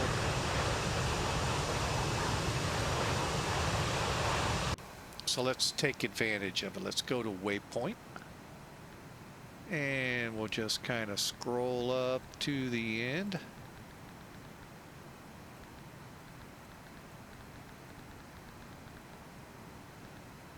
DEBRL. All right, now this is the part I always have trouble remembering. Bear with me. Let me find the approach. DEBRL. Oh my gosh, we have probably as many fixes from here in as for the whole flight. Holy mackerel. Man. All right. Next up is BEEEIN.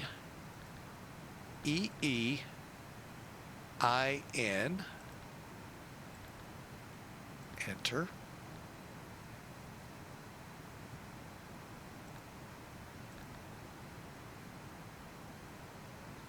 Okay, why did that not go in? B-E-E. Oh, I know why. I-N.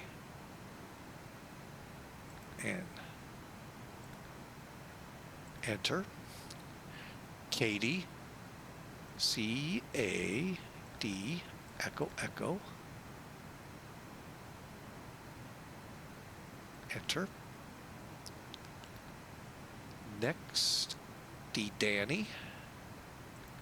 The reason I put all of them in, I know some of you are going, well, you know, you can just put in a couple of them to get you in the right directions. But if they tell me to go, say, direct espresso, it's not in here, then I got to type it in real quick, click direct and go. A little easier when you have it already loaded. Greed.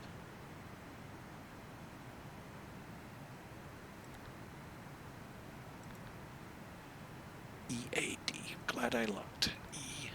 E-A-D.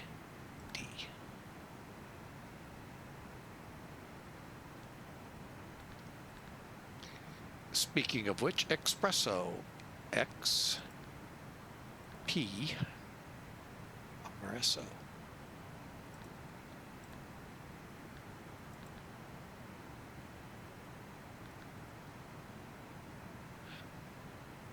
Somehow I missed the S. Okay, there we go.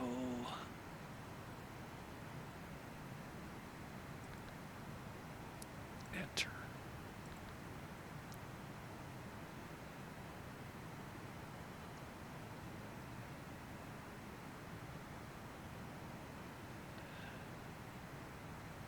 I hope that's a Y. Yeah, that is. Okay, yeppa.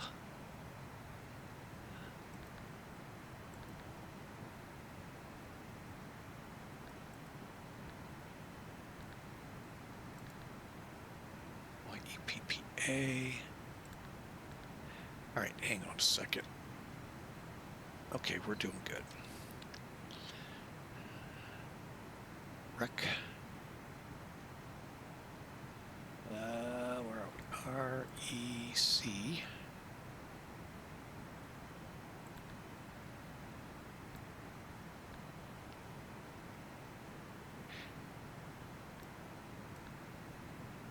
Now, the only other thing you cannot do in this is you have to still control the altitude. You do not get vertical navigation. Now, granted, even on the FMS that comes with this, you get very limited, but you still get some form of vertical, you know, up, down, speed, coverage, all of that. So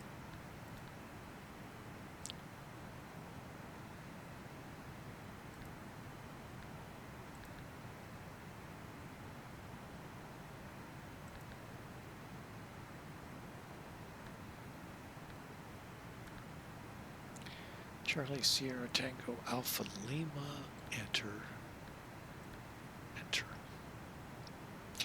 Yakko.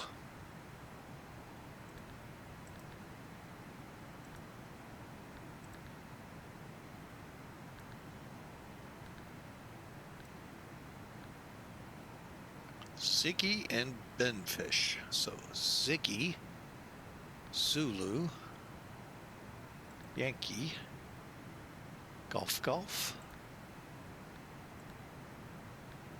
Yankee.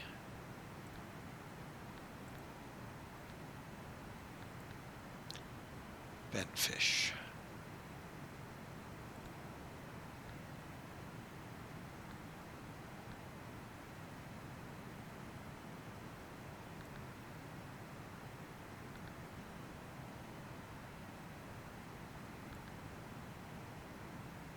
FSH.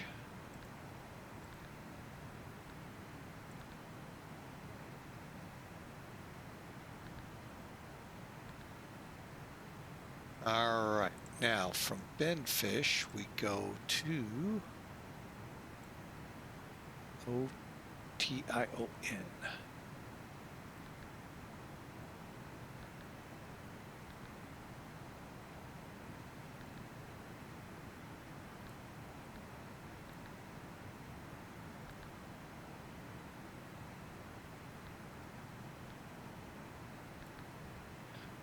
Ocean, OTION.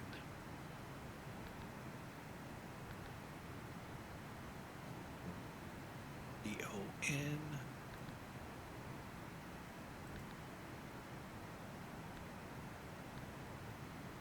HD.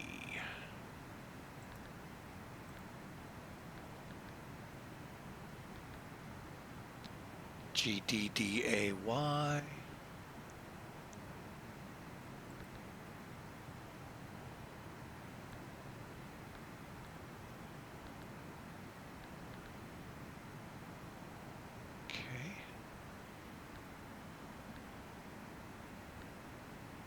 Last up, roads.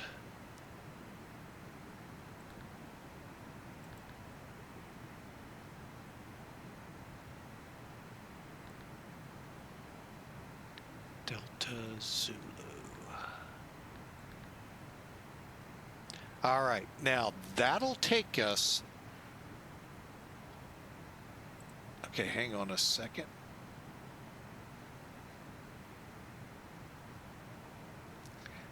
This will take us, I'm trying to get charts up here. There it is. It's going to cover some stuff up, but getting us to roads here, that is what I just inputted from DEBRL all the way down to roads. Now, why didn't I put the initial? I could, and I might, because I got a feeling they may vector for the ILS. Okay.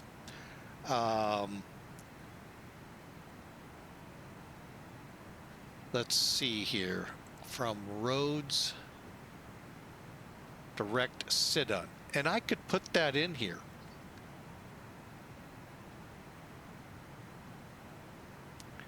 All right. As a matter of fact, if you'd like, I will. But keep Miami as last, KMIA. That way you're funneled and you can always end up direct to it. So let's do that. Let's put it in. And we said sit none. C I D. I'm going to show you something here to be very careful of because it got me twice if you didn't catch it. CIDUN, CIDUN, enter. All right, so it is now in there. Now, here's the one thing that's not happening. The waypoints over here do not have. They will stop at DEBRL. Notice 24 fixes to that point, okay? Almost 24 more to get to that just in the Florida star. Oh, you guys don't see that because somebody put a chart in your way. Yeah, notice that 24 is what was original. This, and then we added 20, roughly 20, 24 more in. That's incredible. 1 star equals what the route was. If you weren't here for the beginning, why there's nothing for the SID, it was a basic turn while climbing at 1.5 DME, turn 100 degrees. It's basically a vector to WAVEY. No need to put anything in. Cool. I like those. However, how do we make the waypoints in, and I like how Brainstorm, the guy that is behind those 2 links I sent, put it. Captain, first officer. Captain on the left side, that's CDU. First officer, that's CDU. And down below, this CDU belongs to, well, he called it the flight engineer. Whether it's how it is in the real world, I couldn't tell you. All right, so how do we make these mirror number 1? Now, this was done for you when we clicked our FMS and went on. I'm going to go back because I like to just see where we're at. Scan for the new ones. So we're near Myrtle Beach, Charleston area. Okay. So how do we do that? It did that for us in the opening. Now, how do we make it do it on the fly? Okay, to copy your flight plans. On the one you're going to send, click Remote. Then you want to set it as whichever one has all the fixes, you have to set it as your master. Enter. 42 waypoints will now go over. The same ones that were there before will just be written over, and we'll have the new 20 or so added to it. Same thing over here, Remote, except we're going to go Slave. Okay, then we're going to come down here, same thing, Remote, Slave. Now, we're going to enter. B and C are ready. B, C, First Officer, Flight Engineer, ready, enter. And now it's transferring everything over. So now when we look at the CDUs for the First Officer or the Flight Engineer, they will look like what we saw on the captains. It's great when you have time. We have still just over an hour to Miami. Getting there. It was 43 or 4 that we have to get to. That might have been 40. I forget. Somewhere in the 40s. And the videos I sent you will tell you how long the transfer for each waypoint will take. Not long, as you can tell. There it is. Crossfill complete. Okay. So we'll go to leg. And let's go to waypoint. Clear. We'll talk about this. A is right up here is why it did what it did. You want that, okay, the A and the N button, alpha numeric. So we want to switch it to numeric, and that'll allow me to go to waypoints. Boom. Same thing. Now over here, we can just go direct to the waypoints, and there they are, the new ones.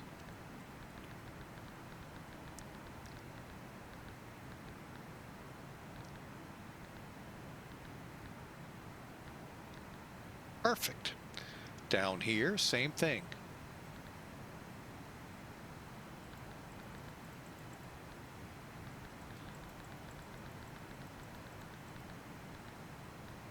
Okay, now let's get up here. Go to flight plan. And it's still going. We are going to need to check.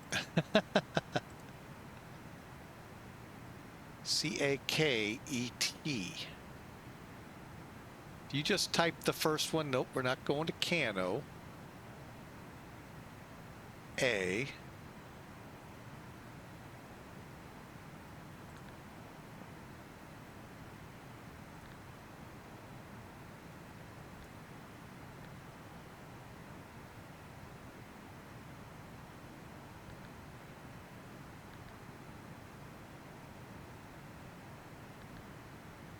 Go. Same thing down here. We'll go to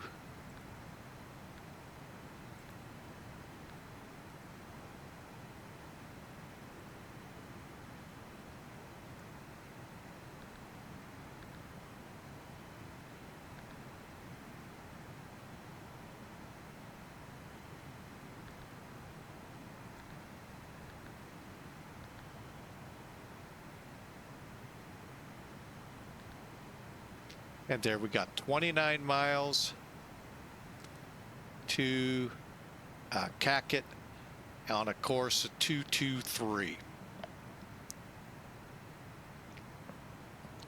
And there you go. Now you're loaded and ready to go.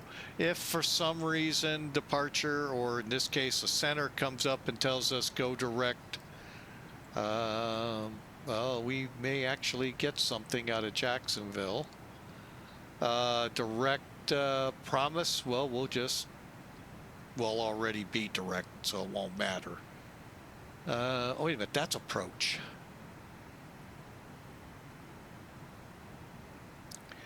And then we'll deal with a Miami approach.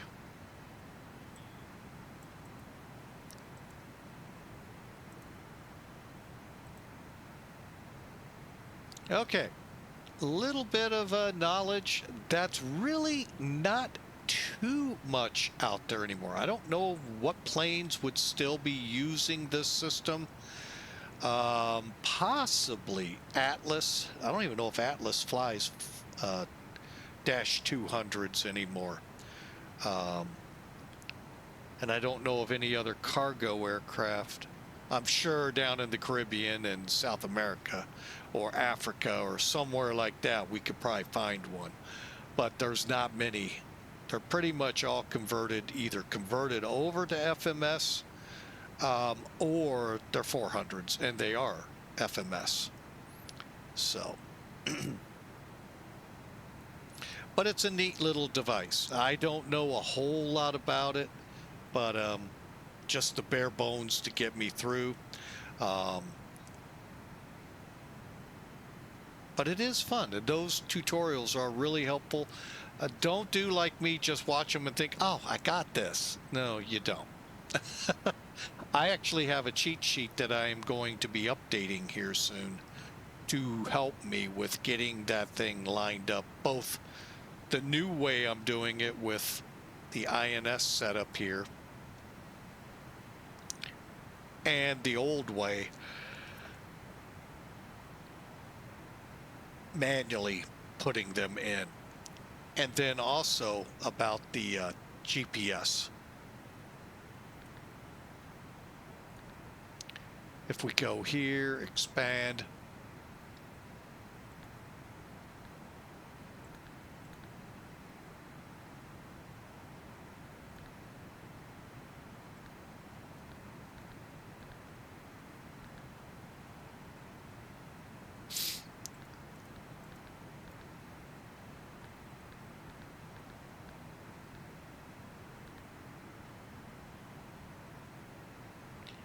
So, and then we got to go over here, well, back to flight plan.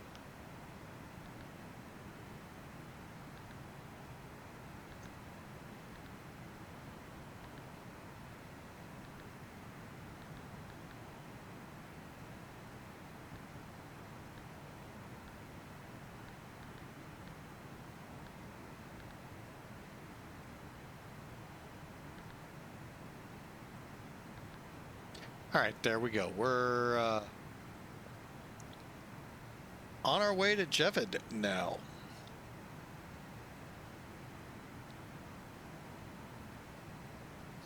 So you can see back with these aircraft, there was a little bit more for the pilots and crews to do. Now, albeit, when you get over the Atlantic, when you get out over the Pacific, you're looking at roughly 40, 45 minutes in between your radio calls and your checks to see how your fuel's doing, and all of that good fun stuff. So there, you know, really there isn't a lot to do, but yet there's still stuff to do because you need to make sure you're on course. And if this isn't updating, which without the GPS thing in here, it would not be updating until you put proper frequencies in. See how our DMEs are zeroed? Let's see, where are we?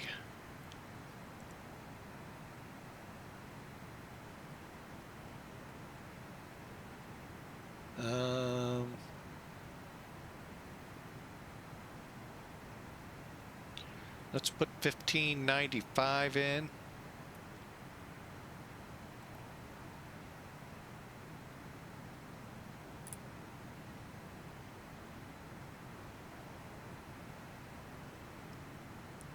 Okay, now there's a chance if it's strong enough, that close, it would start updating. And then you would do the same thing on the other side. Problem is when you get into the Atlantic, there aren't many VORs. So you've got to do this in planning. Okay, get your compass rose out to know where you might pick one up to catch a quick update. May not get you fully off the drift back on course, but it might move you closer to being on that course that's in here. That they do drift, just like the SEVA. So, but we're GPS updating, so it's right on the lines. Like I said, I want to get this set up more real, and that will take a little work.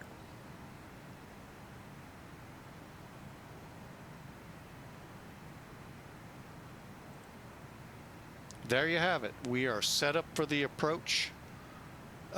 We just have a couple of more things to do radio wise to be ready for it. Now, if you want, you can put it on INS and it's going to point where the VOR is or where your course is next fix. So we're crabbing towards it. So we're, you know, adjusting for the winds up here.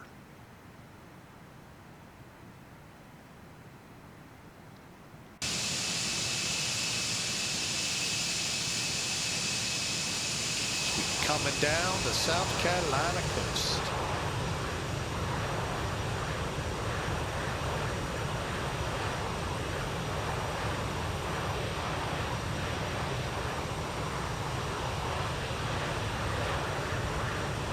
But for now, we are set up for 2-6 lefts, and we're going to be shooting the ILS. Now, let's say the ILS is out of service and the only thing available to us is the RNAV.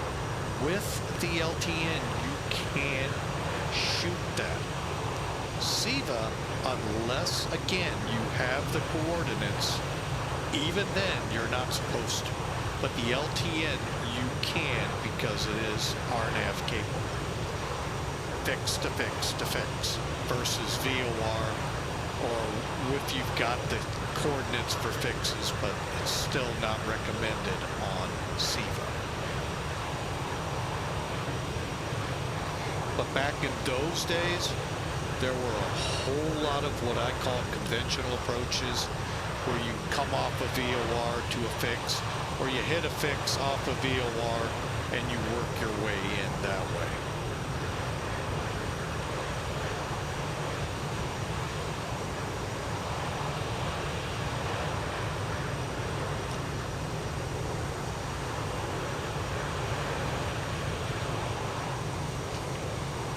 Always a fun plane to fly, the Queen of the Sky. Always been one of my favorites.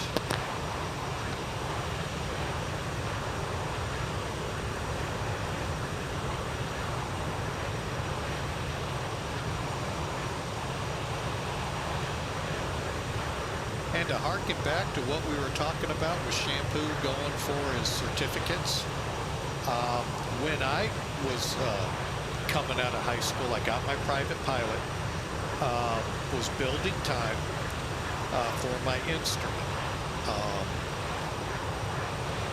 and having a whole lot of fun flying. To me, there's nothing like getting up, even if it's just to shoot approaches. It was just always fun just to get up in the air. But my dream back then, ultimate dream, was to fly the Queen of the Sky. I mean, I was impressed with the Concorde, but not overly impressed because, one, I'd never seen it. Two, only vaguely passing kind of heard about it. And then, of course, by the early 2000s, it was grounded permanently. A lot of reasons. Mostly very expensive to operate. That's why most of these planes go out. They're just expensive to operate. That's why the 777s, soon the 767s will also find their demise. They're just expensive to operate versus this newer generation of wide bodies that are out there. And it's all about the bottom line, folks, on these flights. So,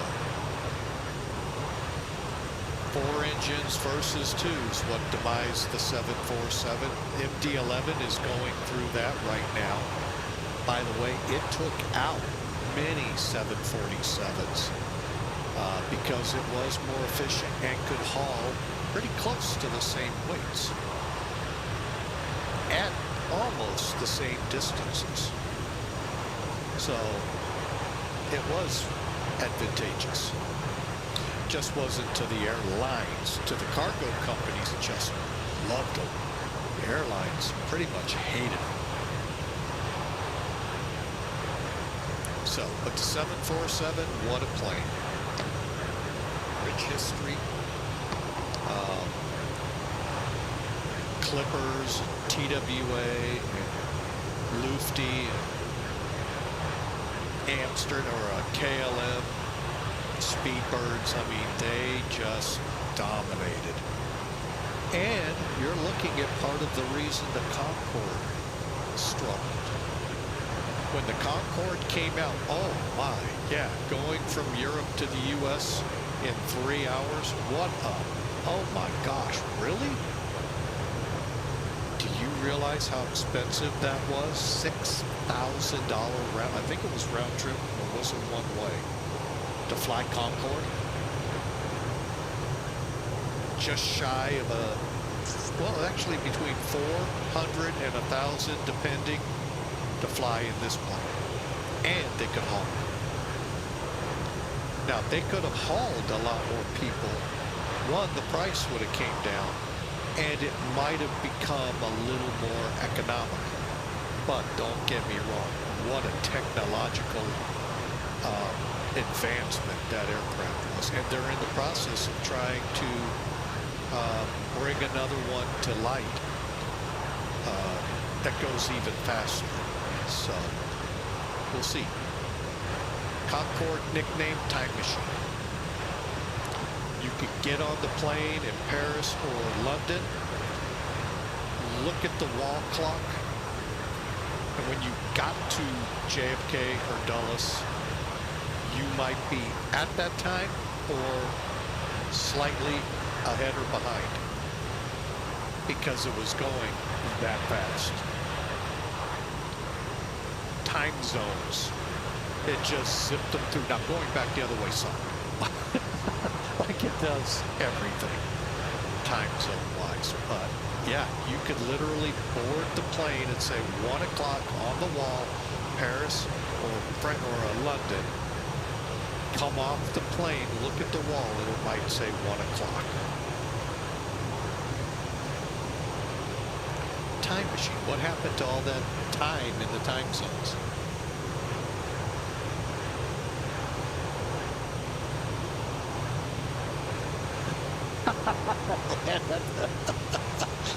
Yeah, I mean, it was a technology jump, unbelievable, that unfortunately flopped because it was hard. It could make money, but not very many people could really ultimately afford to fly it. It's a one-in-a-lifetime flight for many. Whereas this one is just like jumping on a 737 to go from here to there. Except here to there, and it might be a couple thousand miles. 9/11 had really nothing to do with Concorde. The big Concorde crash really set things back in Paris. That grounded the plane. And I don't think it ever flew after that. Oh.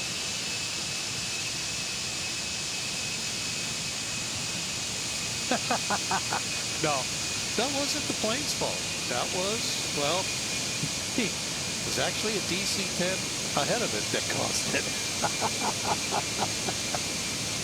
But if you're into aircraft investigations, that is one you gotta watch.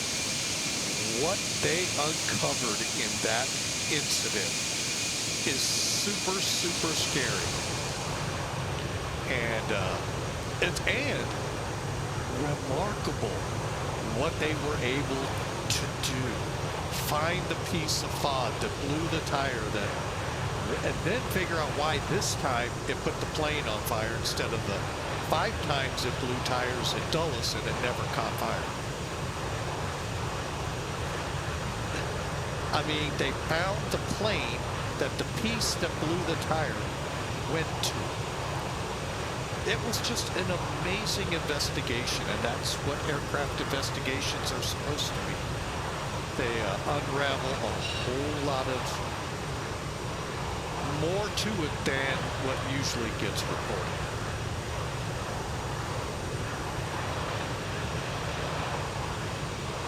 Well, it also, again, blew up.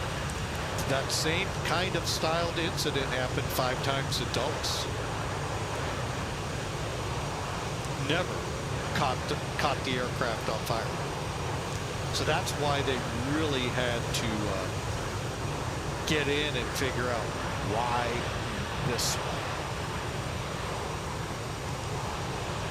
Like I said, that is one of the most remarkable incidents. There's a couple of others that just, when I watch them, I just go, holy man.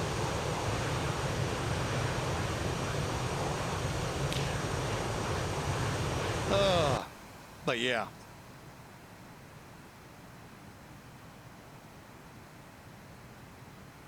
Okay, we are looking like at about 40 or so minutes out of Miami. So we are going to begin getting ready to set up for the descent. That won't be still for, oh, let's see. Actually, we have to do it by the arrival. So I am sure we're going to get an auto ATC here soon to tell us Jacksonville Center says descend to such and such. No separation service available. Nope, we'll never buy it.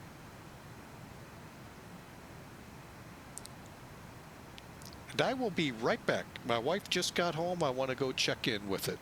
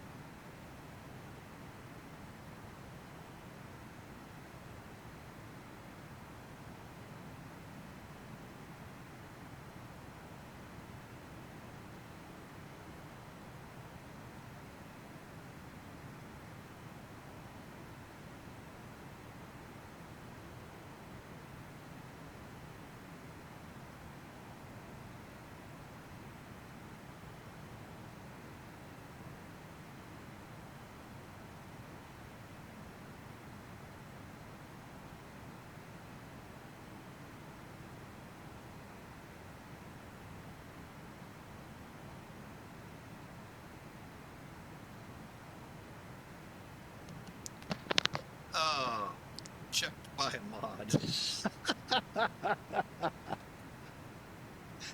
Oh, let me go see.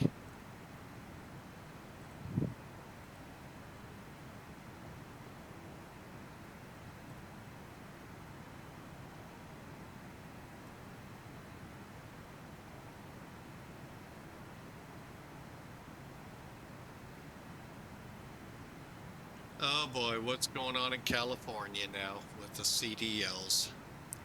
Oh, I can only imagine. Come to think, it's not like it was when I drove.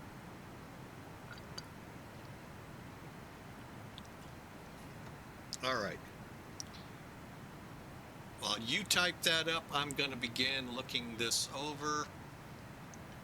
Nothing in on auto ETC yet.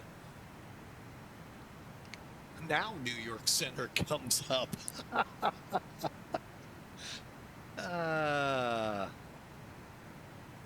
Wouldn't have affected our route anyway. Oh, and Miami went down again. Now we'll see if they come back up here when we get closer. All right, yeah, center's up. Yeah, it would have been nice, but again, not much. I mean, it was pretty much, we're out of it once we're airborne out of JFK, so. They have hidden cameras on their body. What? And earpieces. Oh, to be able to read the answers on the tests. Yeah, it doesn't surprise me. I wouldn't be surprised if that's not just a California thing, but a nationwide thing with people not able to read English.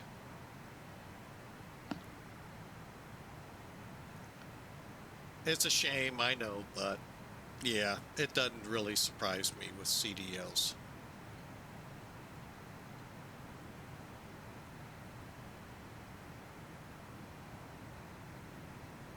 No, I did not hear about a guy that killed 3 in Florida, but I'm sure that story resonates throughout the country here in the U.S.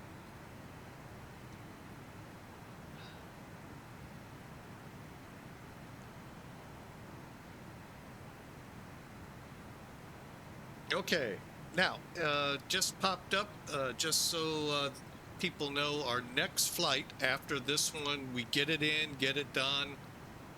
We're going to fire up a towless A320 and go from Asheville, North Carolina to Sanford, Florida. Speaking of Florida, and again, and basically I'm setting up, there's about 2 more flights for me to fly with Allegiant, and I'm flying the real world versions. So, and by the time I head to the final point, it probably won't be taking many airplanes, but it is Gulf Shores. Oh, yeah, I saw this guy made a U-turn. Why you would ever do that, I have no idea.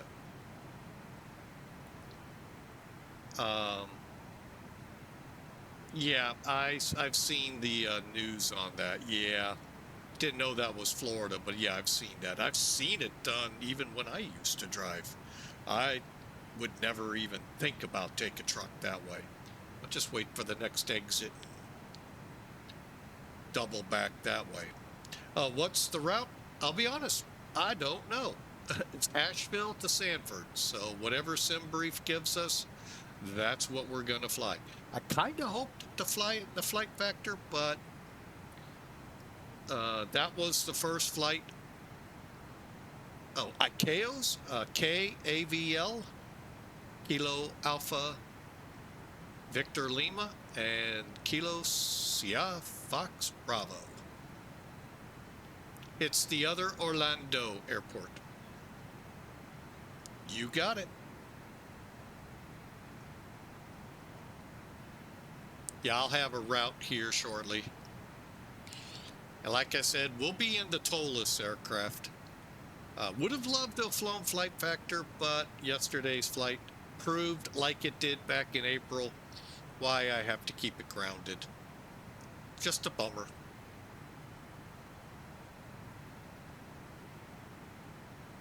Until I tested another day, another time out here. let's see what happens.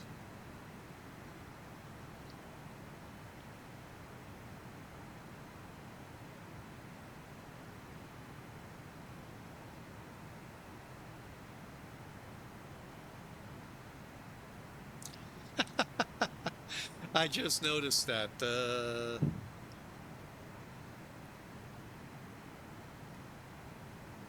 About a half hour ago, somebody was telling people in Montreal, advisory is this. Yeah, when you're in North America, folks, you don't stay on Unicom on approach. When you get to about the final approach fix or the initial approach fix, you switch to common traffic and make your announcements there. It's just the way it is. The idea is to keep Unicom quiet. Does it work? No, but it is what it is. All right, speaking also of which, still nothing from Auto ATC.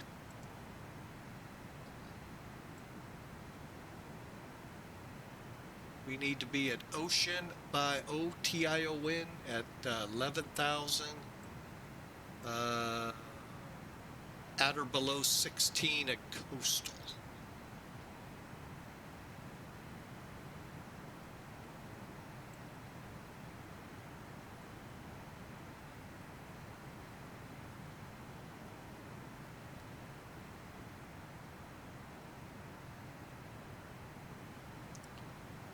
All right, we're getting close to getting ready to initiate the descent. Oh, what's this? That's something. Oh, I know why. Turn that off.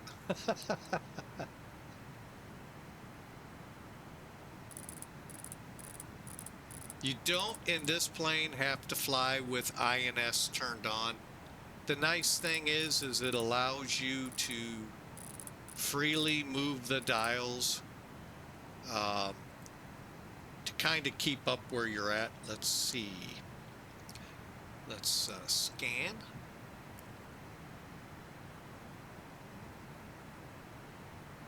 ORL 1220. Let's go with that one.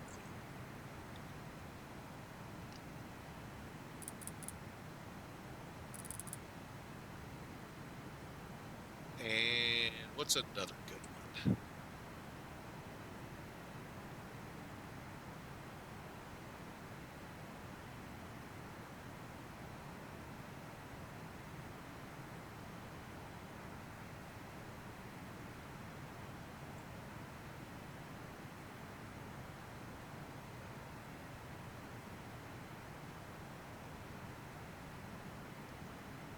All right, well, AMG's behind us.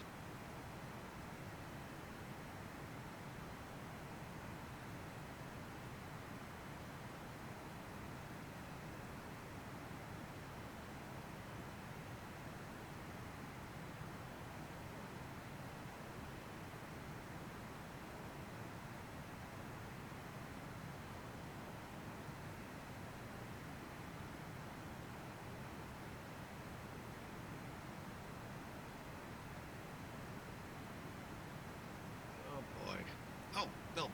Here we go. 1585.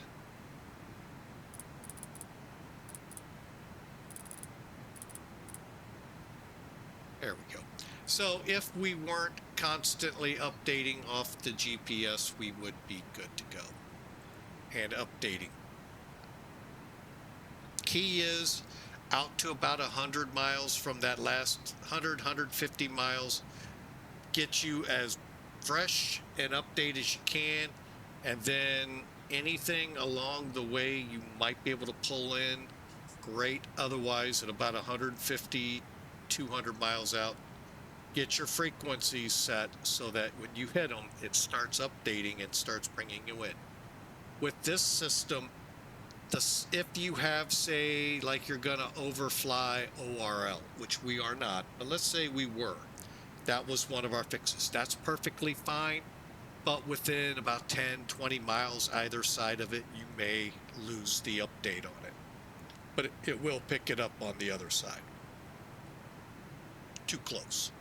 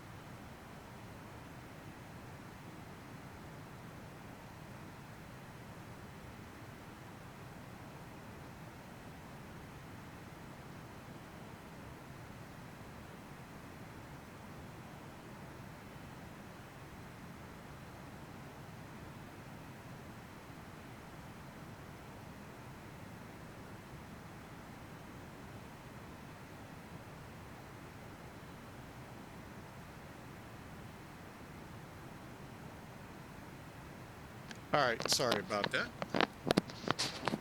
I'm going to fly the Cessna 510. What the heck's a 510?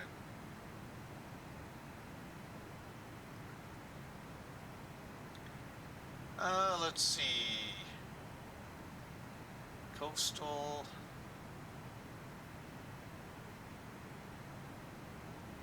Screed. 67 out. All right, so for our descent,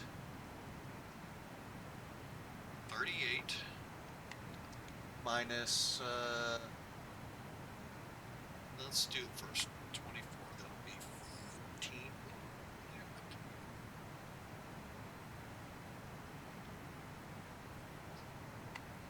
Minus 24 is 14 times 3, so about 42 miles out of Expresso.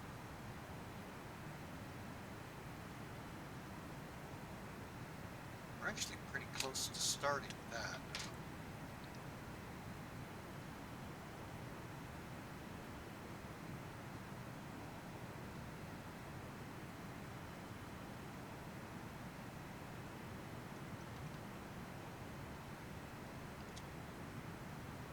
Ah, the Mustang.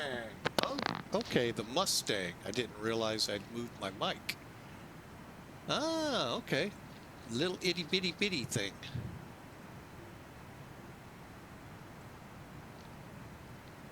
Mustang. This is Maverick.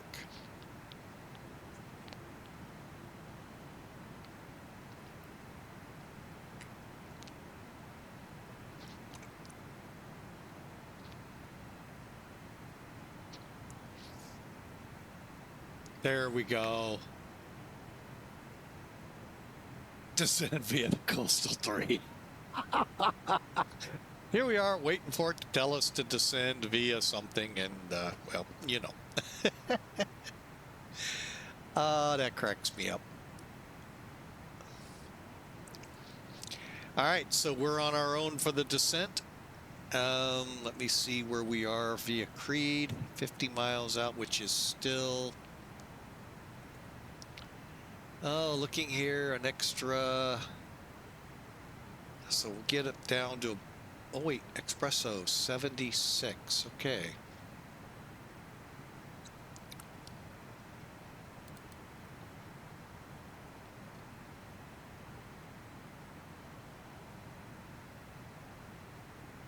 That works for me.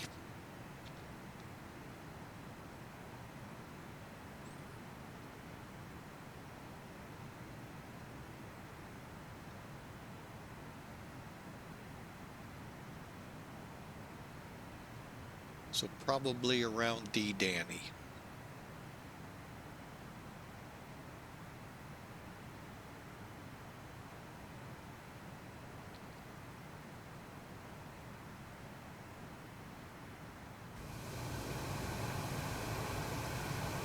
Nothing but water.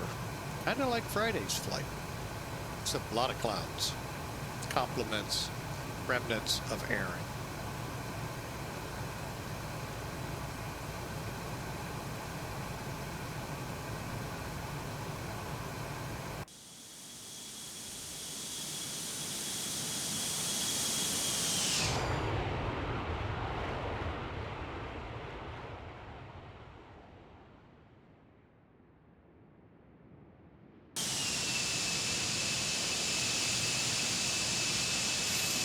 Flying down the Florida coast.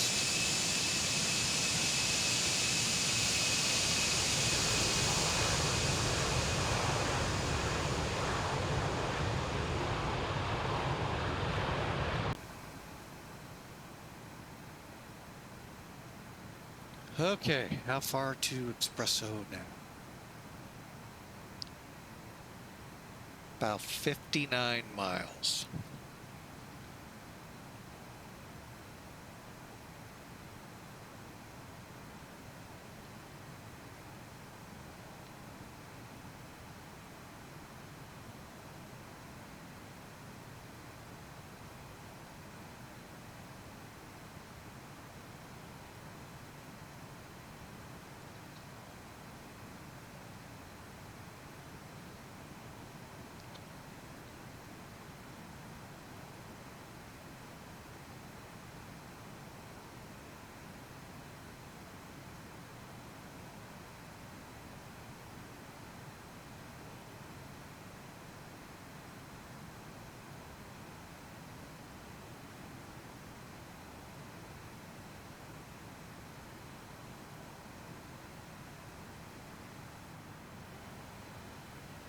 Okay, fuel-wise, we're looking good.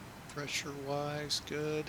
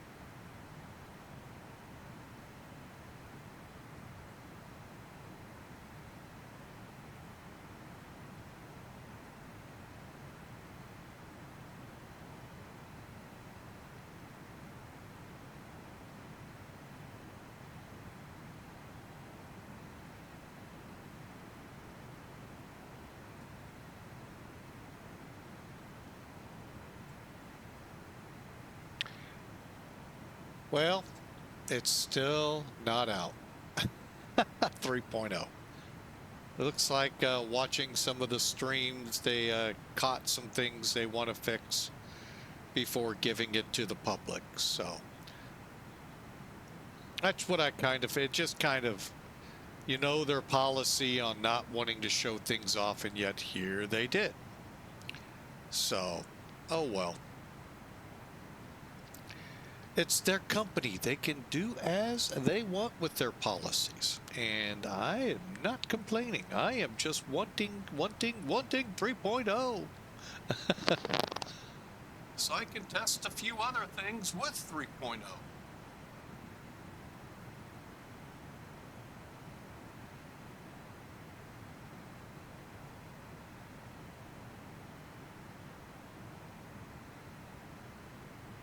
You're enjoying still XP11? Oh, Shampoo, you are just lost in the past.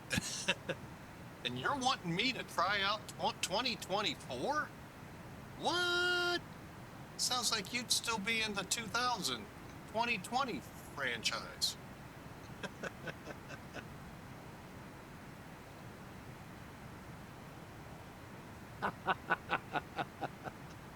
Nah, I won't be switching over, especially with something I plan to test after 3.0 comes on. See how it does on my system. So, we'll see. and then a couple of new aircraft. Again, barring things going on in the house here, maybe a couple new aircraft.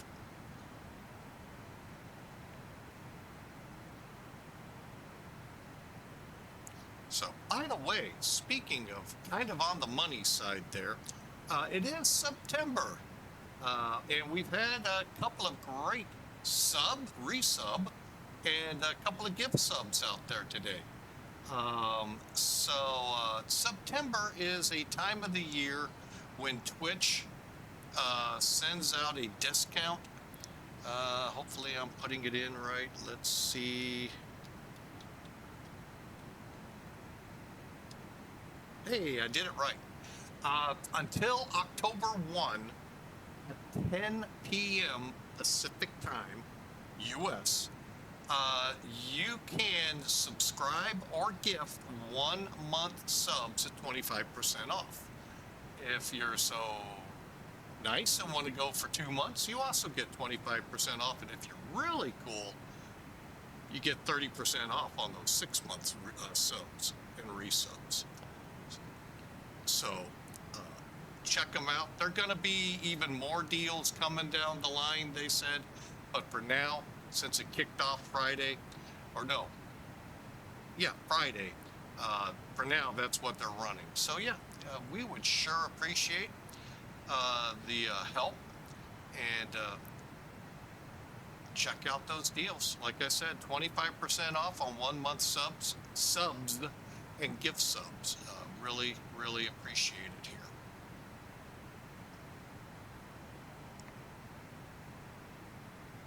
All right, I think it's time to think about coming down. Let's go for 16. Now, you notice I've got it in out hold and we're not going down. That allows you to get things set up and it not get away from you. Although I've really never had it get away from me, but the potential is always there. Then go to out select, it's notified here, flight director and AP. Go to VS and set your descent. We're looking at direct YIPA, so we can go 16. We could probably go even lower. We're gonna set about 2,000 feet a minute, and I'm gonna dial up to about 290 on my speed, maybe 300 in the descent, and we'll bring her down. We're getting close to Miami. We are, YIPA? It's not that far out, it's saying.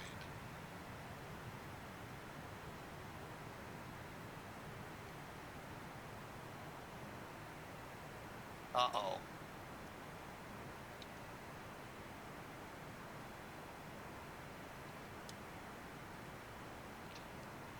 What's going on here, Sim Toolkit?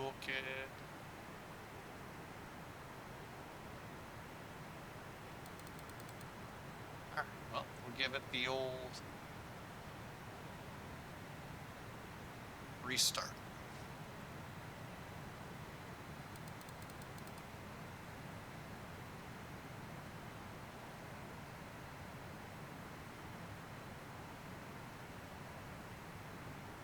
All right. Give it just a little bit, get something better for you all to see while I'm working on some toolkit.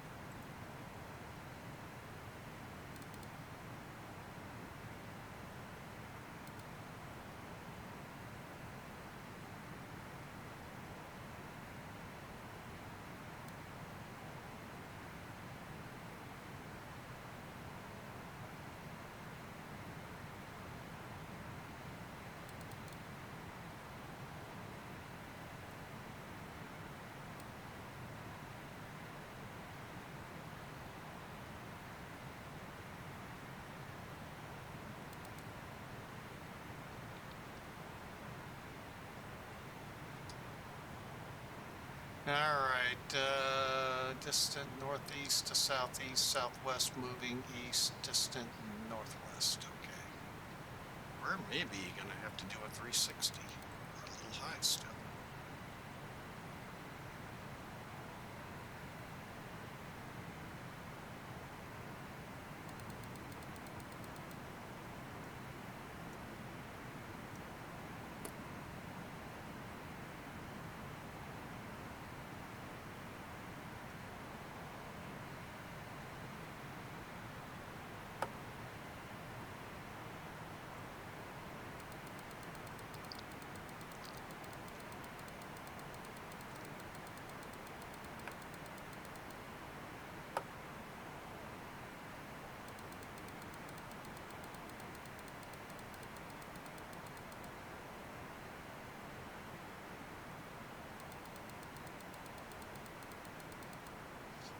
All right, let's get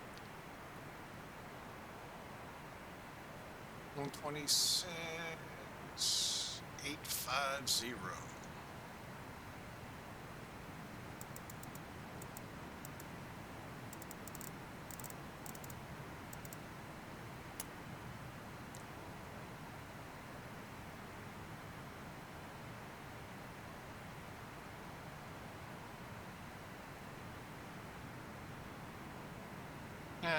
Miami arrival. Clippers 403 Heavy with you through flight level 290, headed down for 26 left.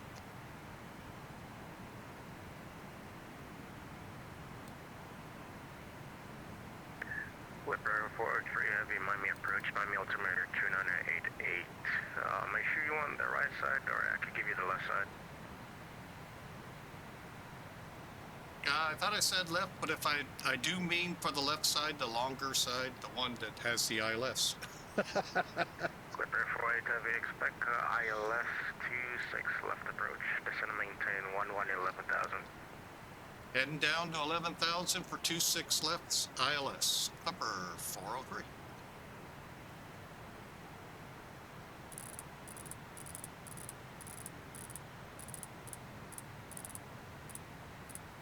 Approach back 1441, descend through 6,700, direct to winter. Will be leveling at 5,000, and we're set up for the ILS 27. Back down 1441, Miami Squawk 3357, and what's your aircraft type? I don't have a flight plan for you. 3357, we're day 319 for 1441.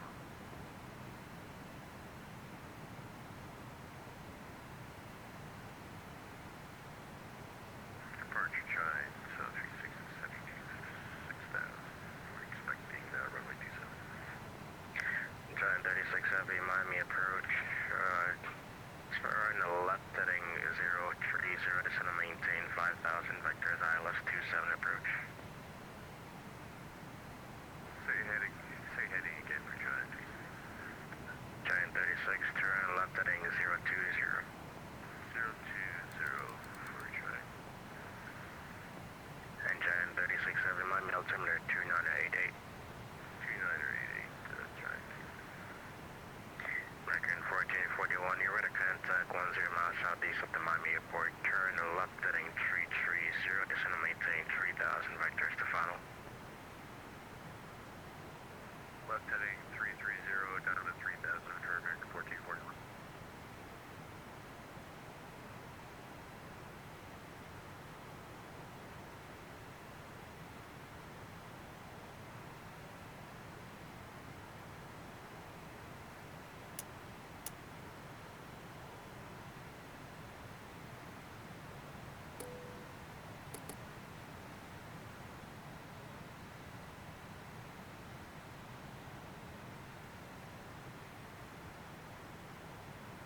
Lynn 123.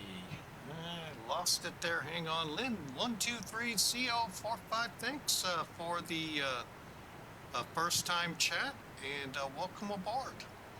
Oh, from approach. American 1441, 4 miles Well, I don't know if we're going to make the altitudes. in 3,000 or above until established in the We are localized not recorded ILS runway 30 approach. 3,000 or above until established, and clear for the ILS to 30 for American 1441. Approach Clipper 23. We're not going to make the 6,000 by roads. Can we do a 360 or two? Clipper 403 Heavy, I'm aware. Turn right heading 270, vectors for descent.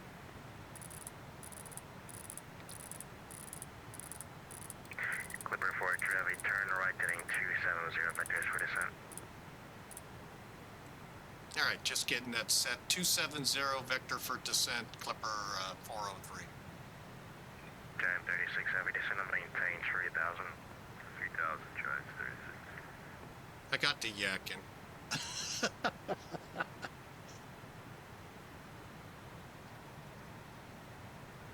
Okay, let's get the speed brakes in.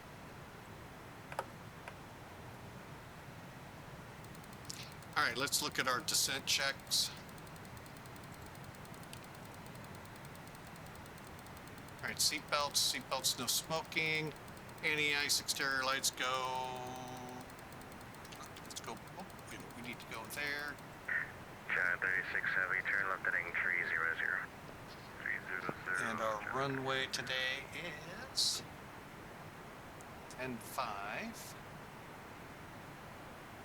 Elevation, probably American 1441, contact Miami Tower 118.3, dry, temperature here. China 36 Heavy, 5 miles from Masarco, maintain 3000 until established on the local asset, quit ILS 27 approach. Clear for ILS 27 approach, maintain 3000, China 36.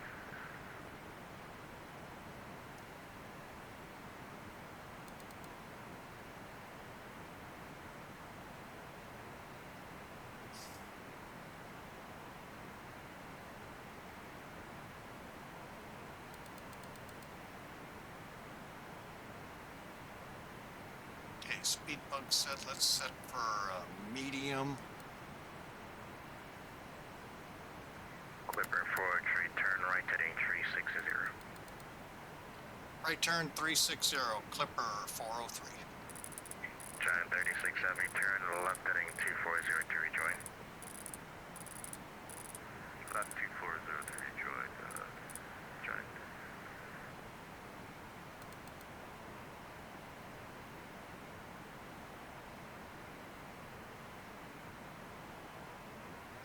All right, you're gonna be that way. Hang on, Miami Tower 18-3.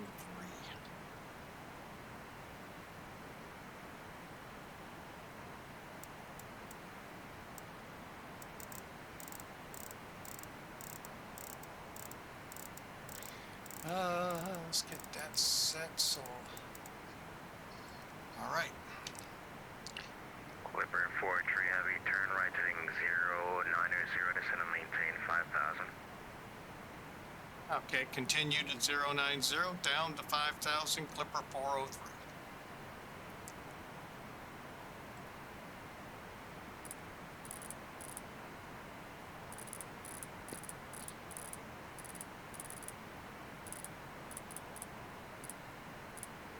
Giant 36 Heavy, contact Miami Tower 118.3, see ya. 118.3, Giant. His way worked good. All right. We're on heading, so we're not using that anymore. All right, let's get our frequency in for the ILS.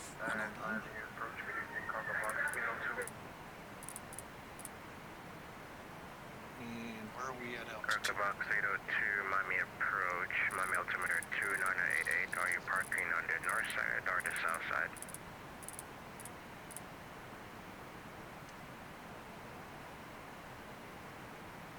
I'm sorry about that, Cargo Box 802 will be landing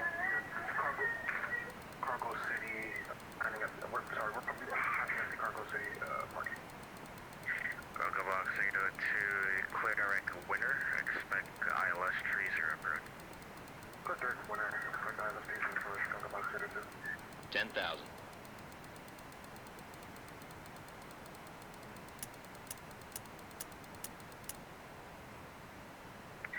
Clipper 403 Heavy, maintain 250. Cabin crew, prepare for landing. Our left turn right heading 130.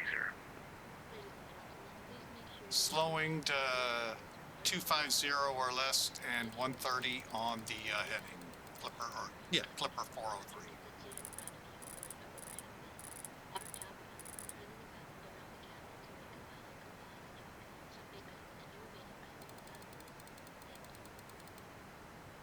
Let me see where we are now.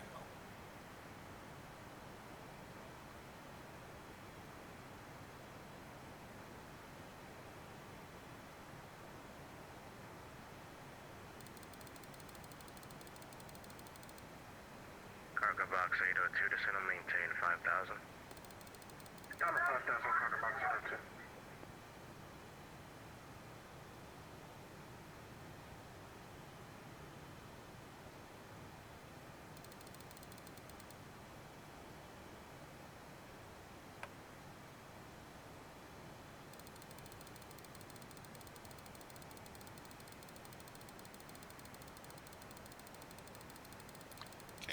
135, so we'll come in at about 145. Let me write that down. Okay. 29.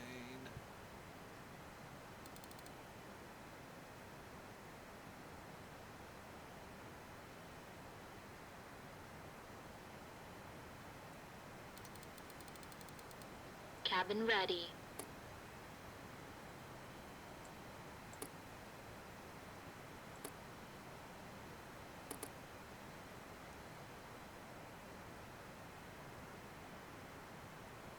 Yep, looks like we're still trying to speed up.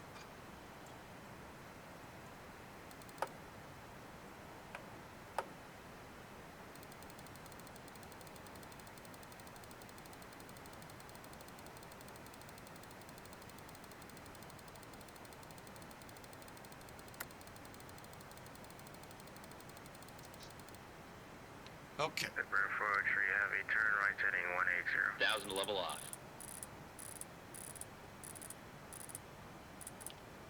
Yeah, right turn 180, Clipper 403. And roads was what? 210.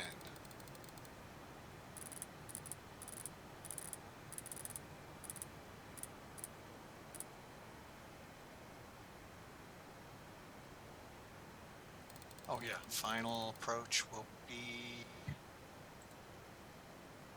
272.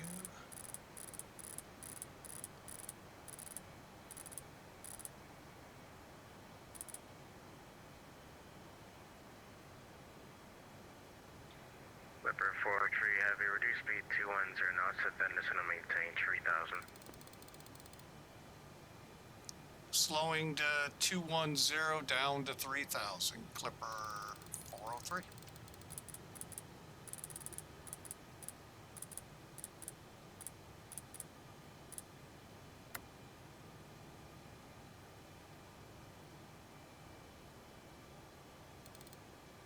Yeah, I need 13.9 over there.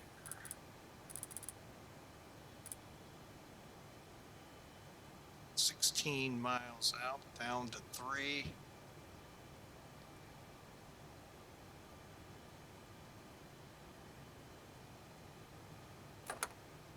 Approach flaps out. Flaps 1. Flaps 5.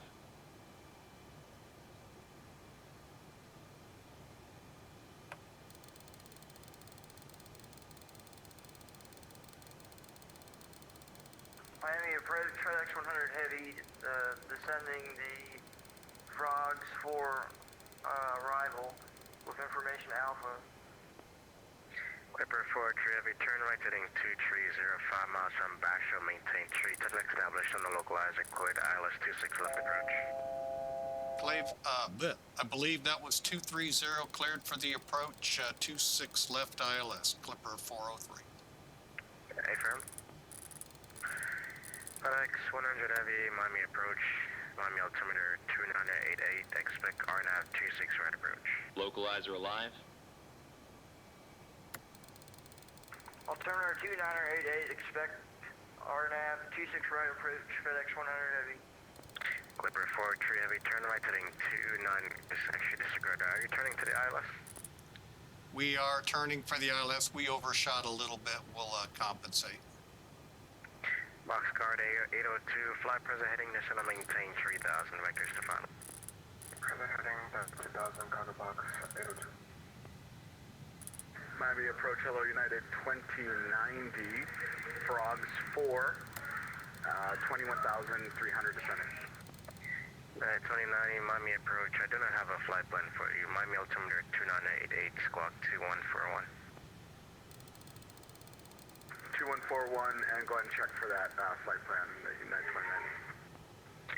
Clipper 403 heavy, Miami Tower 18.3, see ya. Miami Tower 18.3, thanks for the assist there. Have a great one. You too.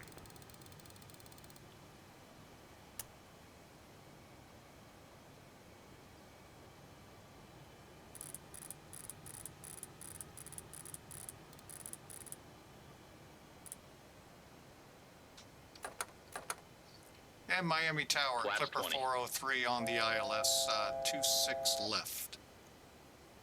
Gear down. 403, runway 26 left, clear land. Cleared to land, 26 left, Clipper 403.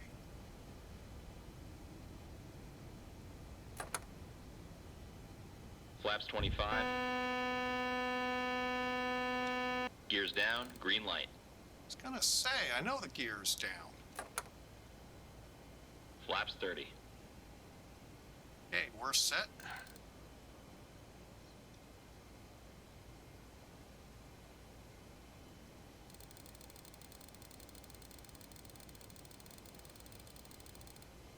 Go around.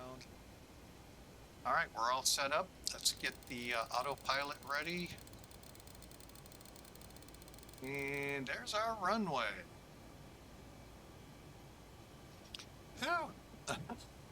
How many thought we wouldn't be able to pull that off? Great job by approach. Great job.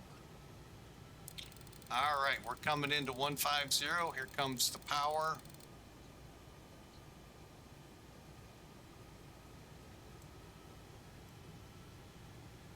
Landing checklist. Gear. Down and check. Down and check. Flaps. Flaps 30. Flaps 30. Spoilers. Armed. Ignition. Flight start. Anti-skid. Check. Altimeters. 1, 0, 1, 2. Set and cross checks. Landing checklist completed.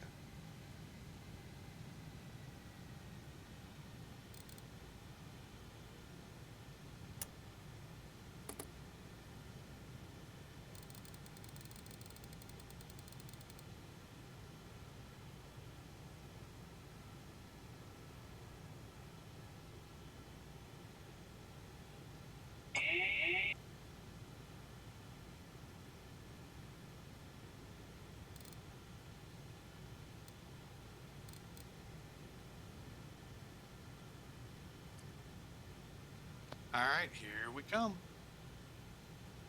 1000. Right on path.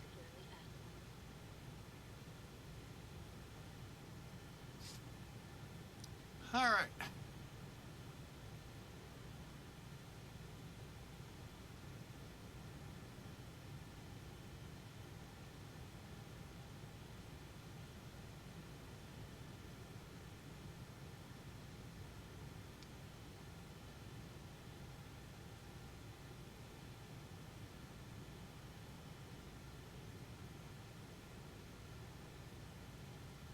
$500.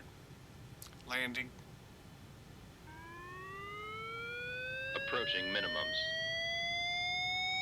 Minimums.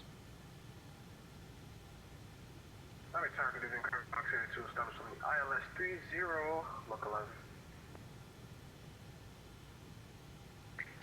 Last station calling, say cross on the end. Cargo box 802. Cargo box 802, runway 2, correction 30, clear land. Runway 30, clear land, cargo box 802. 50, 40, 30, 20. 10. Check reverse.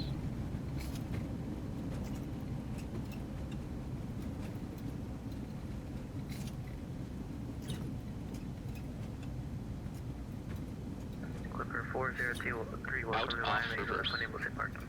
Auto brake off. 60 knots. Left, your choice. I really don't know where Clipper would have parked.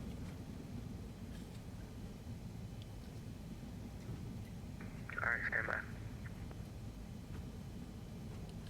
Ladies and gentlemen, welcome to our destination airport. For your safety and comfort, please remain seated with your seatbelt. And tower, just for your information, we're off 26 left. We have parked at our gate. Roger, is Clipper a cargo? Sorry, I don't know. We're actually passenger, long time ago. We can take the, say, the Echoes in the 20 or 30 area, that international area. Clover 4-3 cargo. Negative. We're passenger from a long time ago. We can take the Echo area if you want.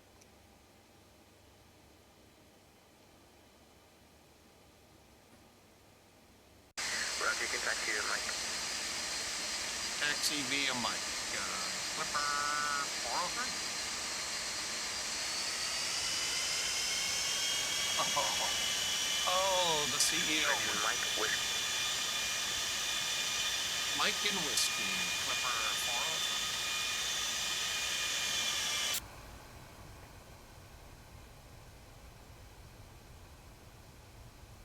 403. Oh, the boss of Pan Am Virtual would not be happy hearing that. What, was Clipper cargo or passenger? I get it. Flaps Not up. many people know about them. They've been away too long.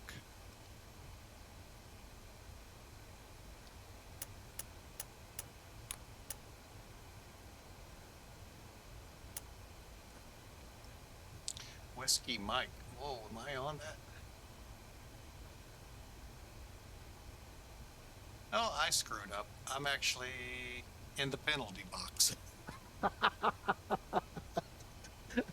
Hey, appropriately named for me. Can I just cut over?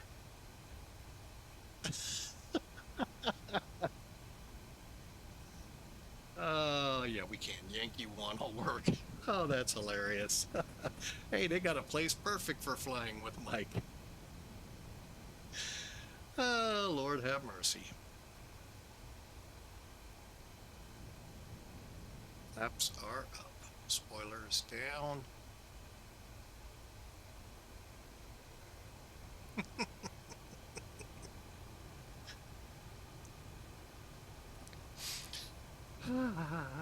We'll get over there. Let me get over here, though, and start up the EPU.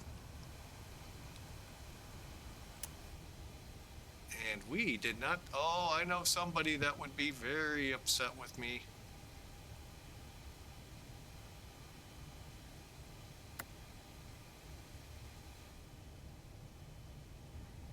I didn't dump my pressure. All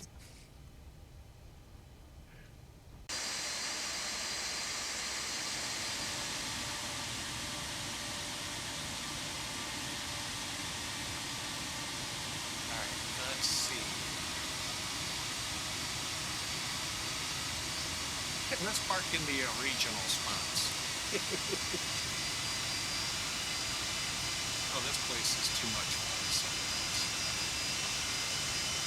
Okay, now we're on whiskey.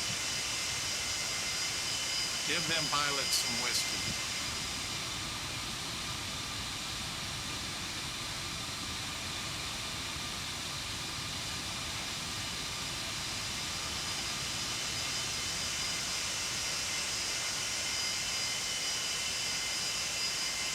According to this marking, we are no longer under air traffic control or ground. We would be on a ramp frequency or on our own. Here, probably a ramp frequency.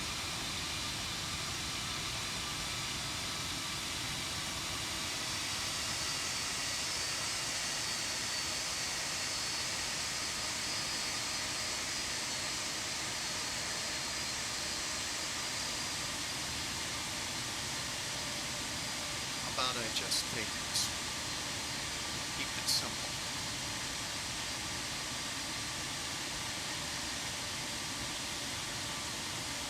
That was great, though. That is class.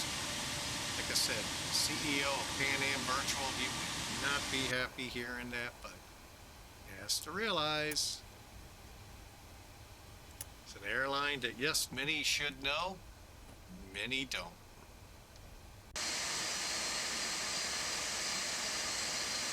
Glory days of aviation company.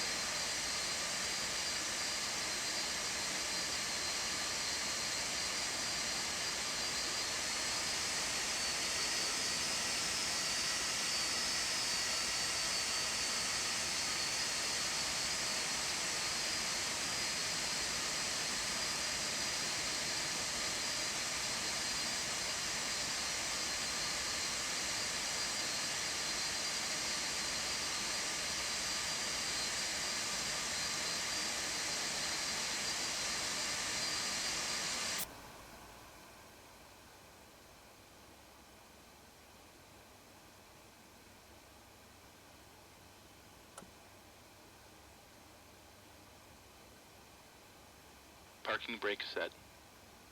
All right, we're in the blocks. Let's get over here, get the generator going for the APU.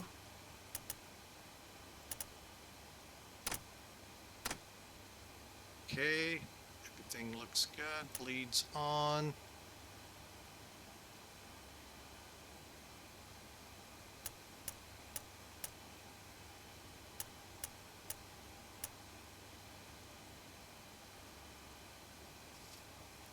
All right, F cargo heat. Sorry, folks, we are way behind. We got the fuel at least in.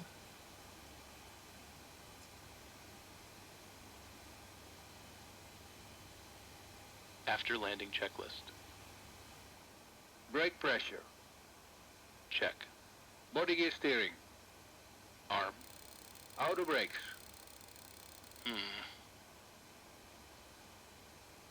Off. Ignition. Damn. Cabin crew, disarm slides. Off. Engine and wing anti-ice. Off. Radar and transponder. Standby. Flaps. Up. Spoilers. Down. Stabilizer trim. 7 units. Outflow valves. Open. Pressurization mode selector. Manual. Aft cargo heat. Off. APU. Check. Checklist completed. All right, let's get this thing shut down. Double check. We are on the gens, okay.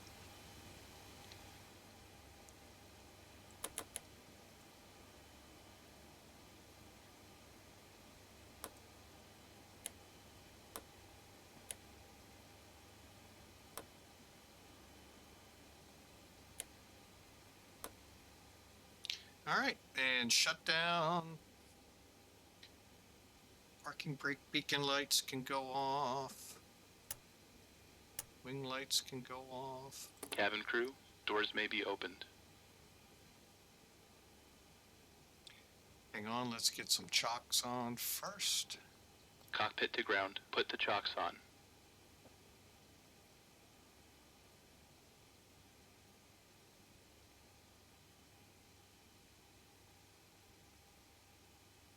Chocks are on.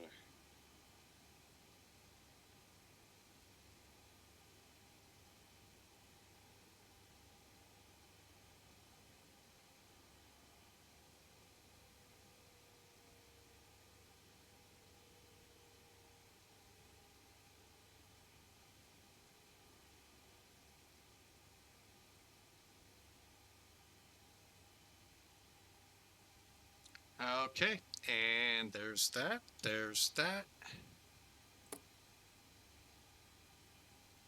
Ladies and gentlemen, please check around your seat for any personal belongings you might have brought on. All right, folks, that was a little bit of an interesting arrival. I see Shampoo Fire beat us because I had to do that. Miami Tower, hello, United 2090, ILS 30. 360. Yeah, Miami Tower, I'm going to do your clear land. Clear land 30, United 2090.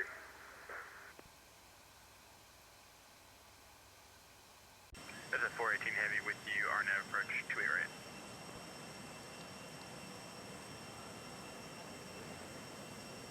Delta 14 Heavy, runway 26 right, clear land. 26 right. Clear to land, sir.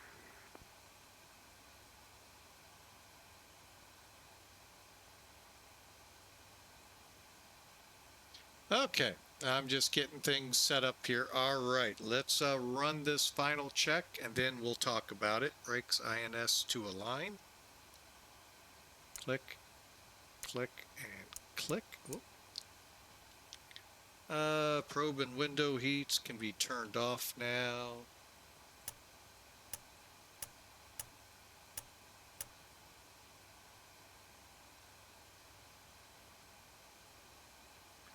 Okay, and pack valves are set. Boost pumps off.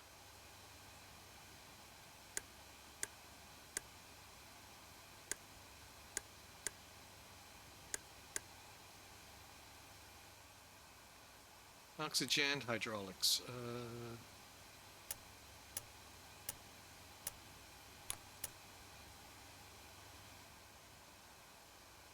Okay, here we go, and we'll wrap it up. All right, secure cockpit checklist. Brakes. Parked. Beacon lights. Off. INS. Align. Probe and window heat. Off. Back valves. Check. Fuel boost pumps. Off. Reserve tank valves. Closed. Hydraulic panel. Check. Oxygen. Check. Flight recorder. Off. All right. Final checks we'll get right now. Yeah, we'll leave it. Anyway, let's get back outside here. Have some fun.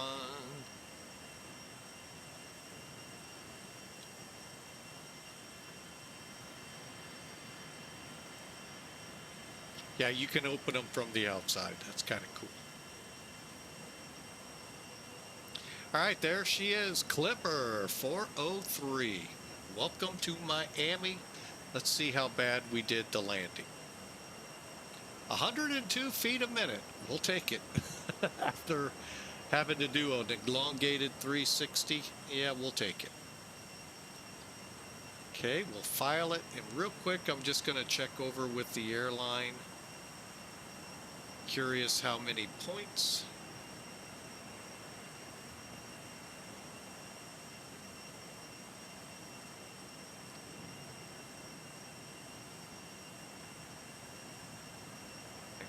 Sure that's not me. Nope. All right, back. All right, dashboard. All right,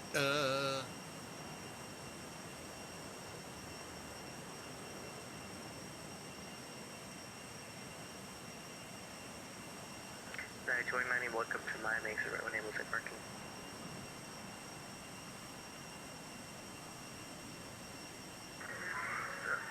Exit when able, North Terminal Gate, Delta 32. there we go. Say again for the gate. Delta 32. Hey, we got 55. Oh, somebody popped in right next to me. Correction, November, standby. Delta 32 text via Zulu, Mike, November. Delta 32 via Zulu, Mike, and November. All right. Delta 14, heavy, welcome line. Cool, we did good on that flight.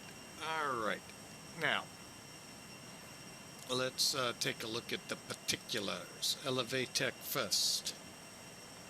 Hey, friendly player, hello, hello again. All right, Elevatech says we arrived, Echo 33, sounds good to me.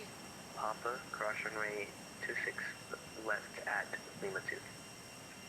Lima 2, Mike, Papa, cross 26 left via Lima 2. I think approach, nope, approach is still out there, I see it now. All right, Papa, there we are, right here.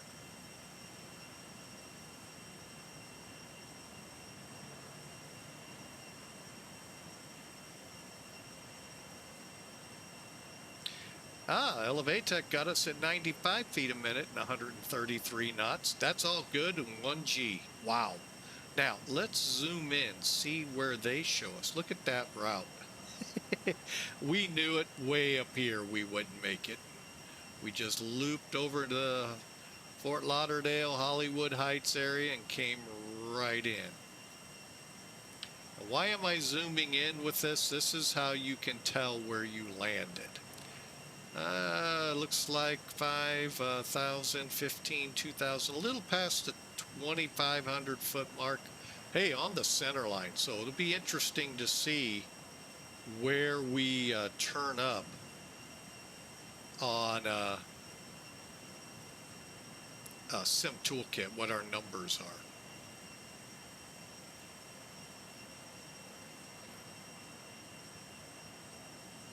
All right, so that's ElevaTech. Let's go to Sim Toolkit.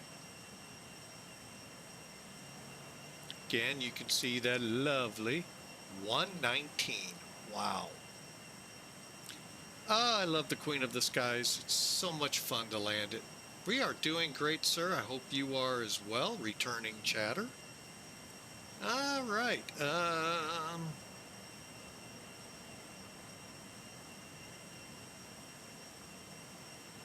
All right, 2 hours, 50 minutes, 949 miles. Just a little over 28,000 kilograms of fuel. All the rest of the numbers pretty much in line with everybody. Really nice. 119 feet a minute. This is what information I go with. All right, threshold. Uh-oh. They wanted us on 2.6, right? Are you for real? Frequency contact Miami departure with 625. Are you for real? Oh, well. Again, we can judge it. They're 500 feet apart, these marks.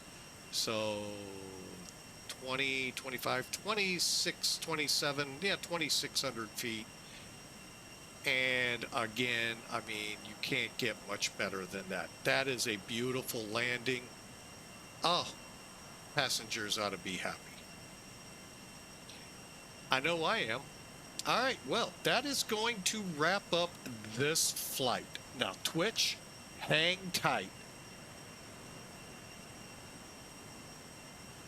Oh, no, the sail didn't work for you, huh? For the 767. Oh, bummer. Well, we are going to call this flight complete. Twitch, hang tight. We're going to switch over and get ready to start our second flight. For the folks that are watching us on YouTube, this is where this flight will end, and we'll restart another video for YouTube to be uploaded at the end of that flight. But Twitch, hang tight. We'll be right back with you. What's a kilogram? It's the way the Europeans say pound over in Europe. How long till the next flight? I want to clean up for this flight. I'll probably take, I'm hoping within 15 to 20 minutes to get turned around, if not faster.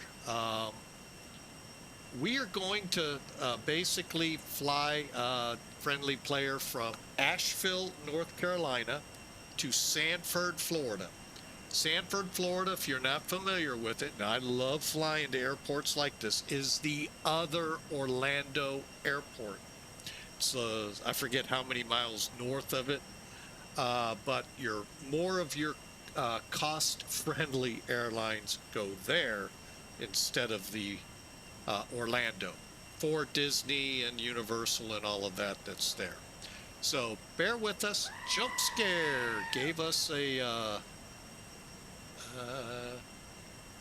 what did they do? Friendly jump scare. What's a jump scare? I don't know that one. Hang on. Did somebody mess? Oh, they did. I didn't know that was in there, but okay. I'm going to have to talk to one of my moderators. So, but anyway, hey, I see you used it, so welcome in, friendly player. All right, we'll be turning things off. Who's coming in? Is that you there, Mr.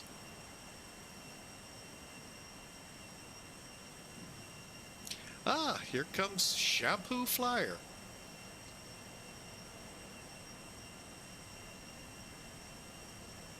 I'll give you a second to park. Well, you know what? Let's do it this way. You're gonna hear the normal music for us going out, Twitch. However, we're gonna be back momentarily.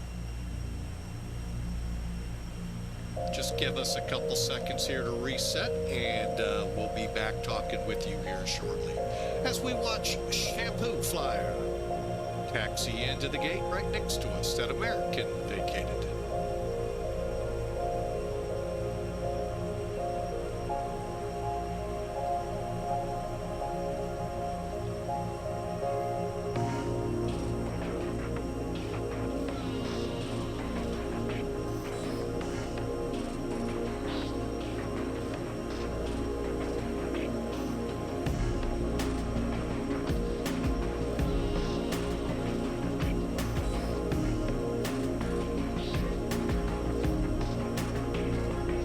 job there, Shampoo. All right, we'll be back in just a second. Twitch, YouTube, look for another video.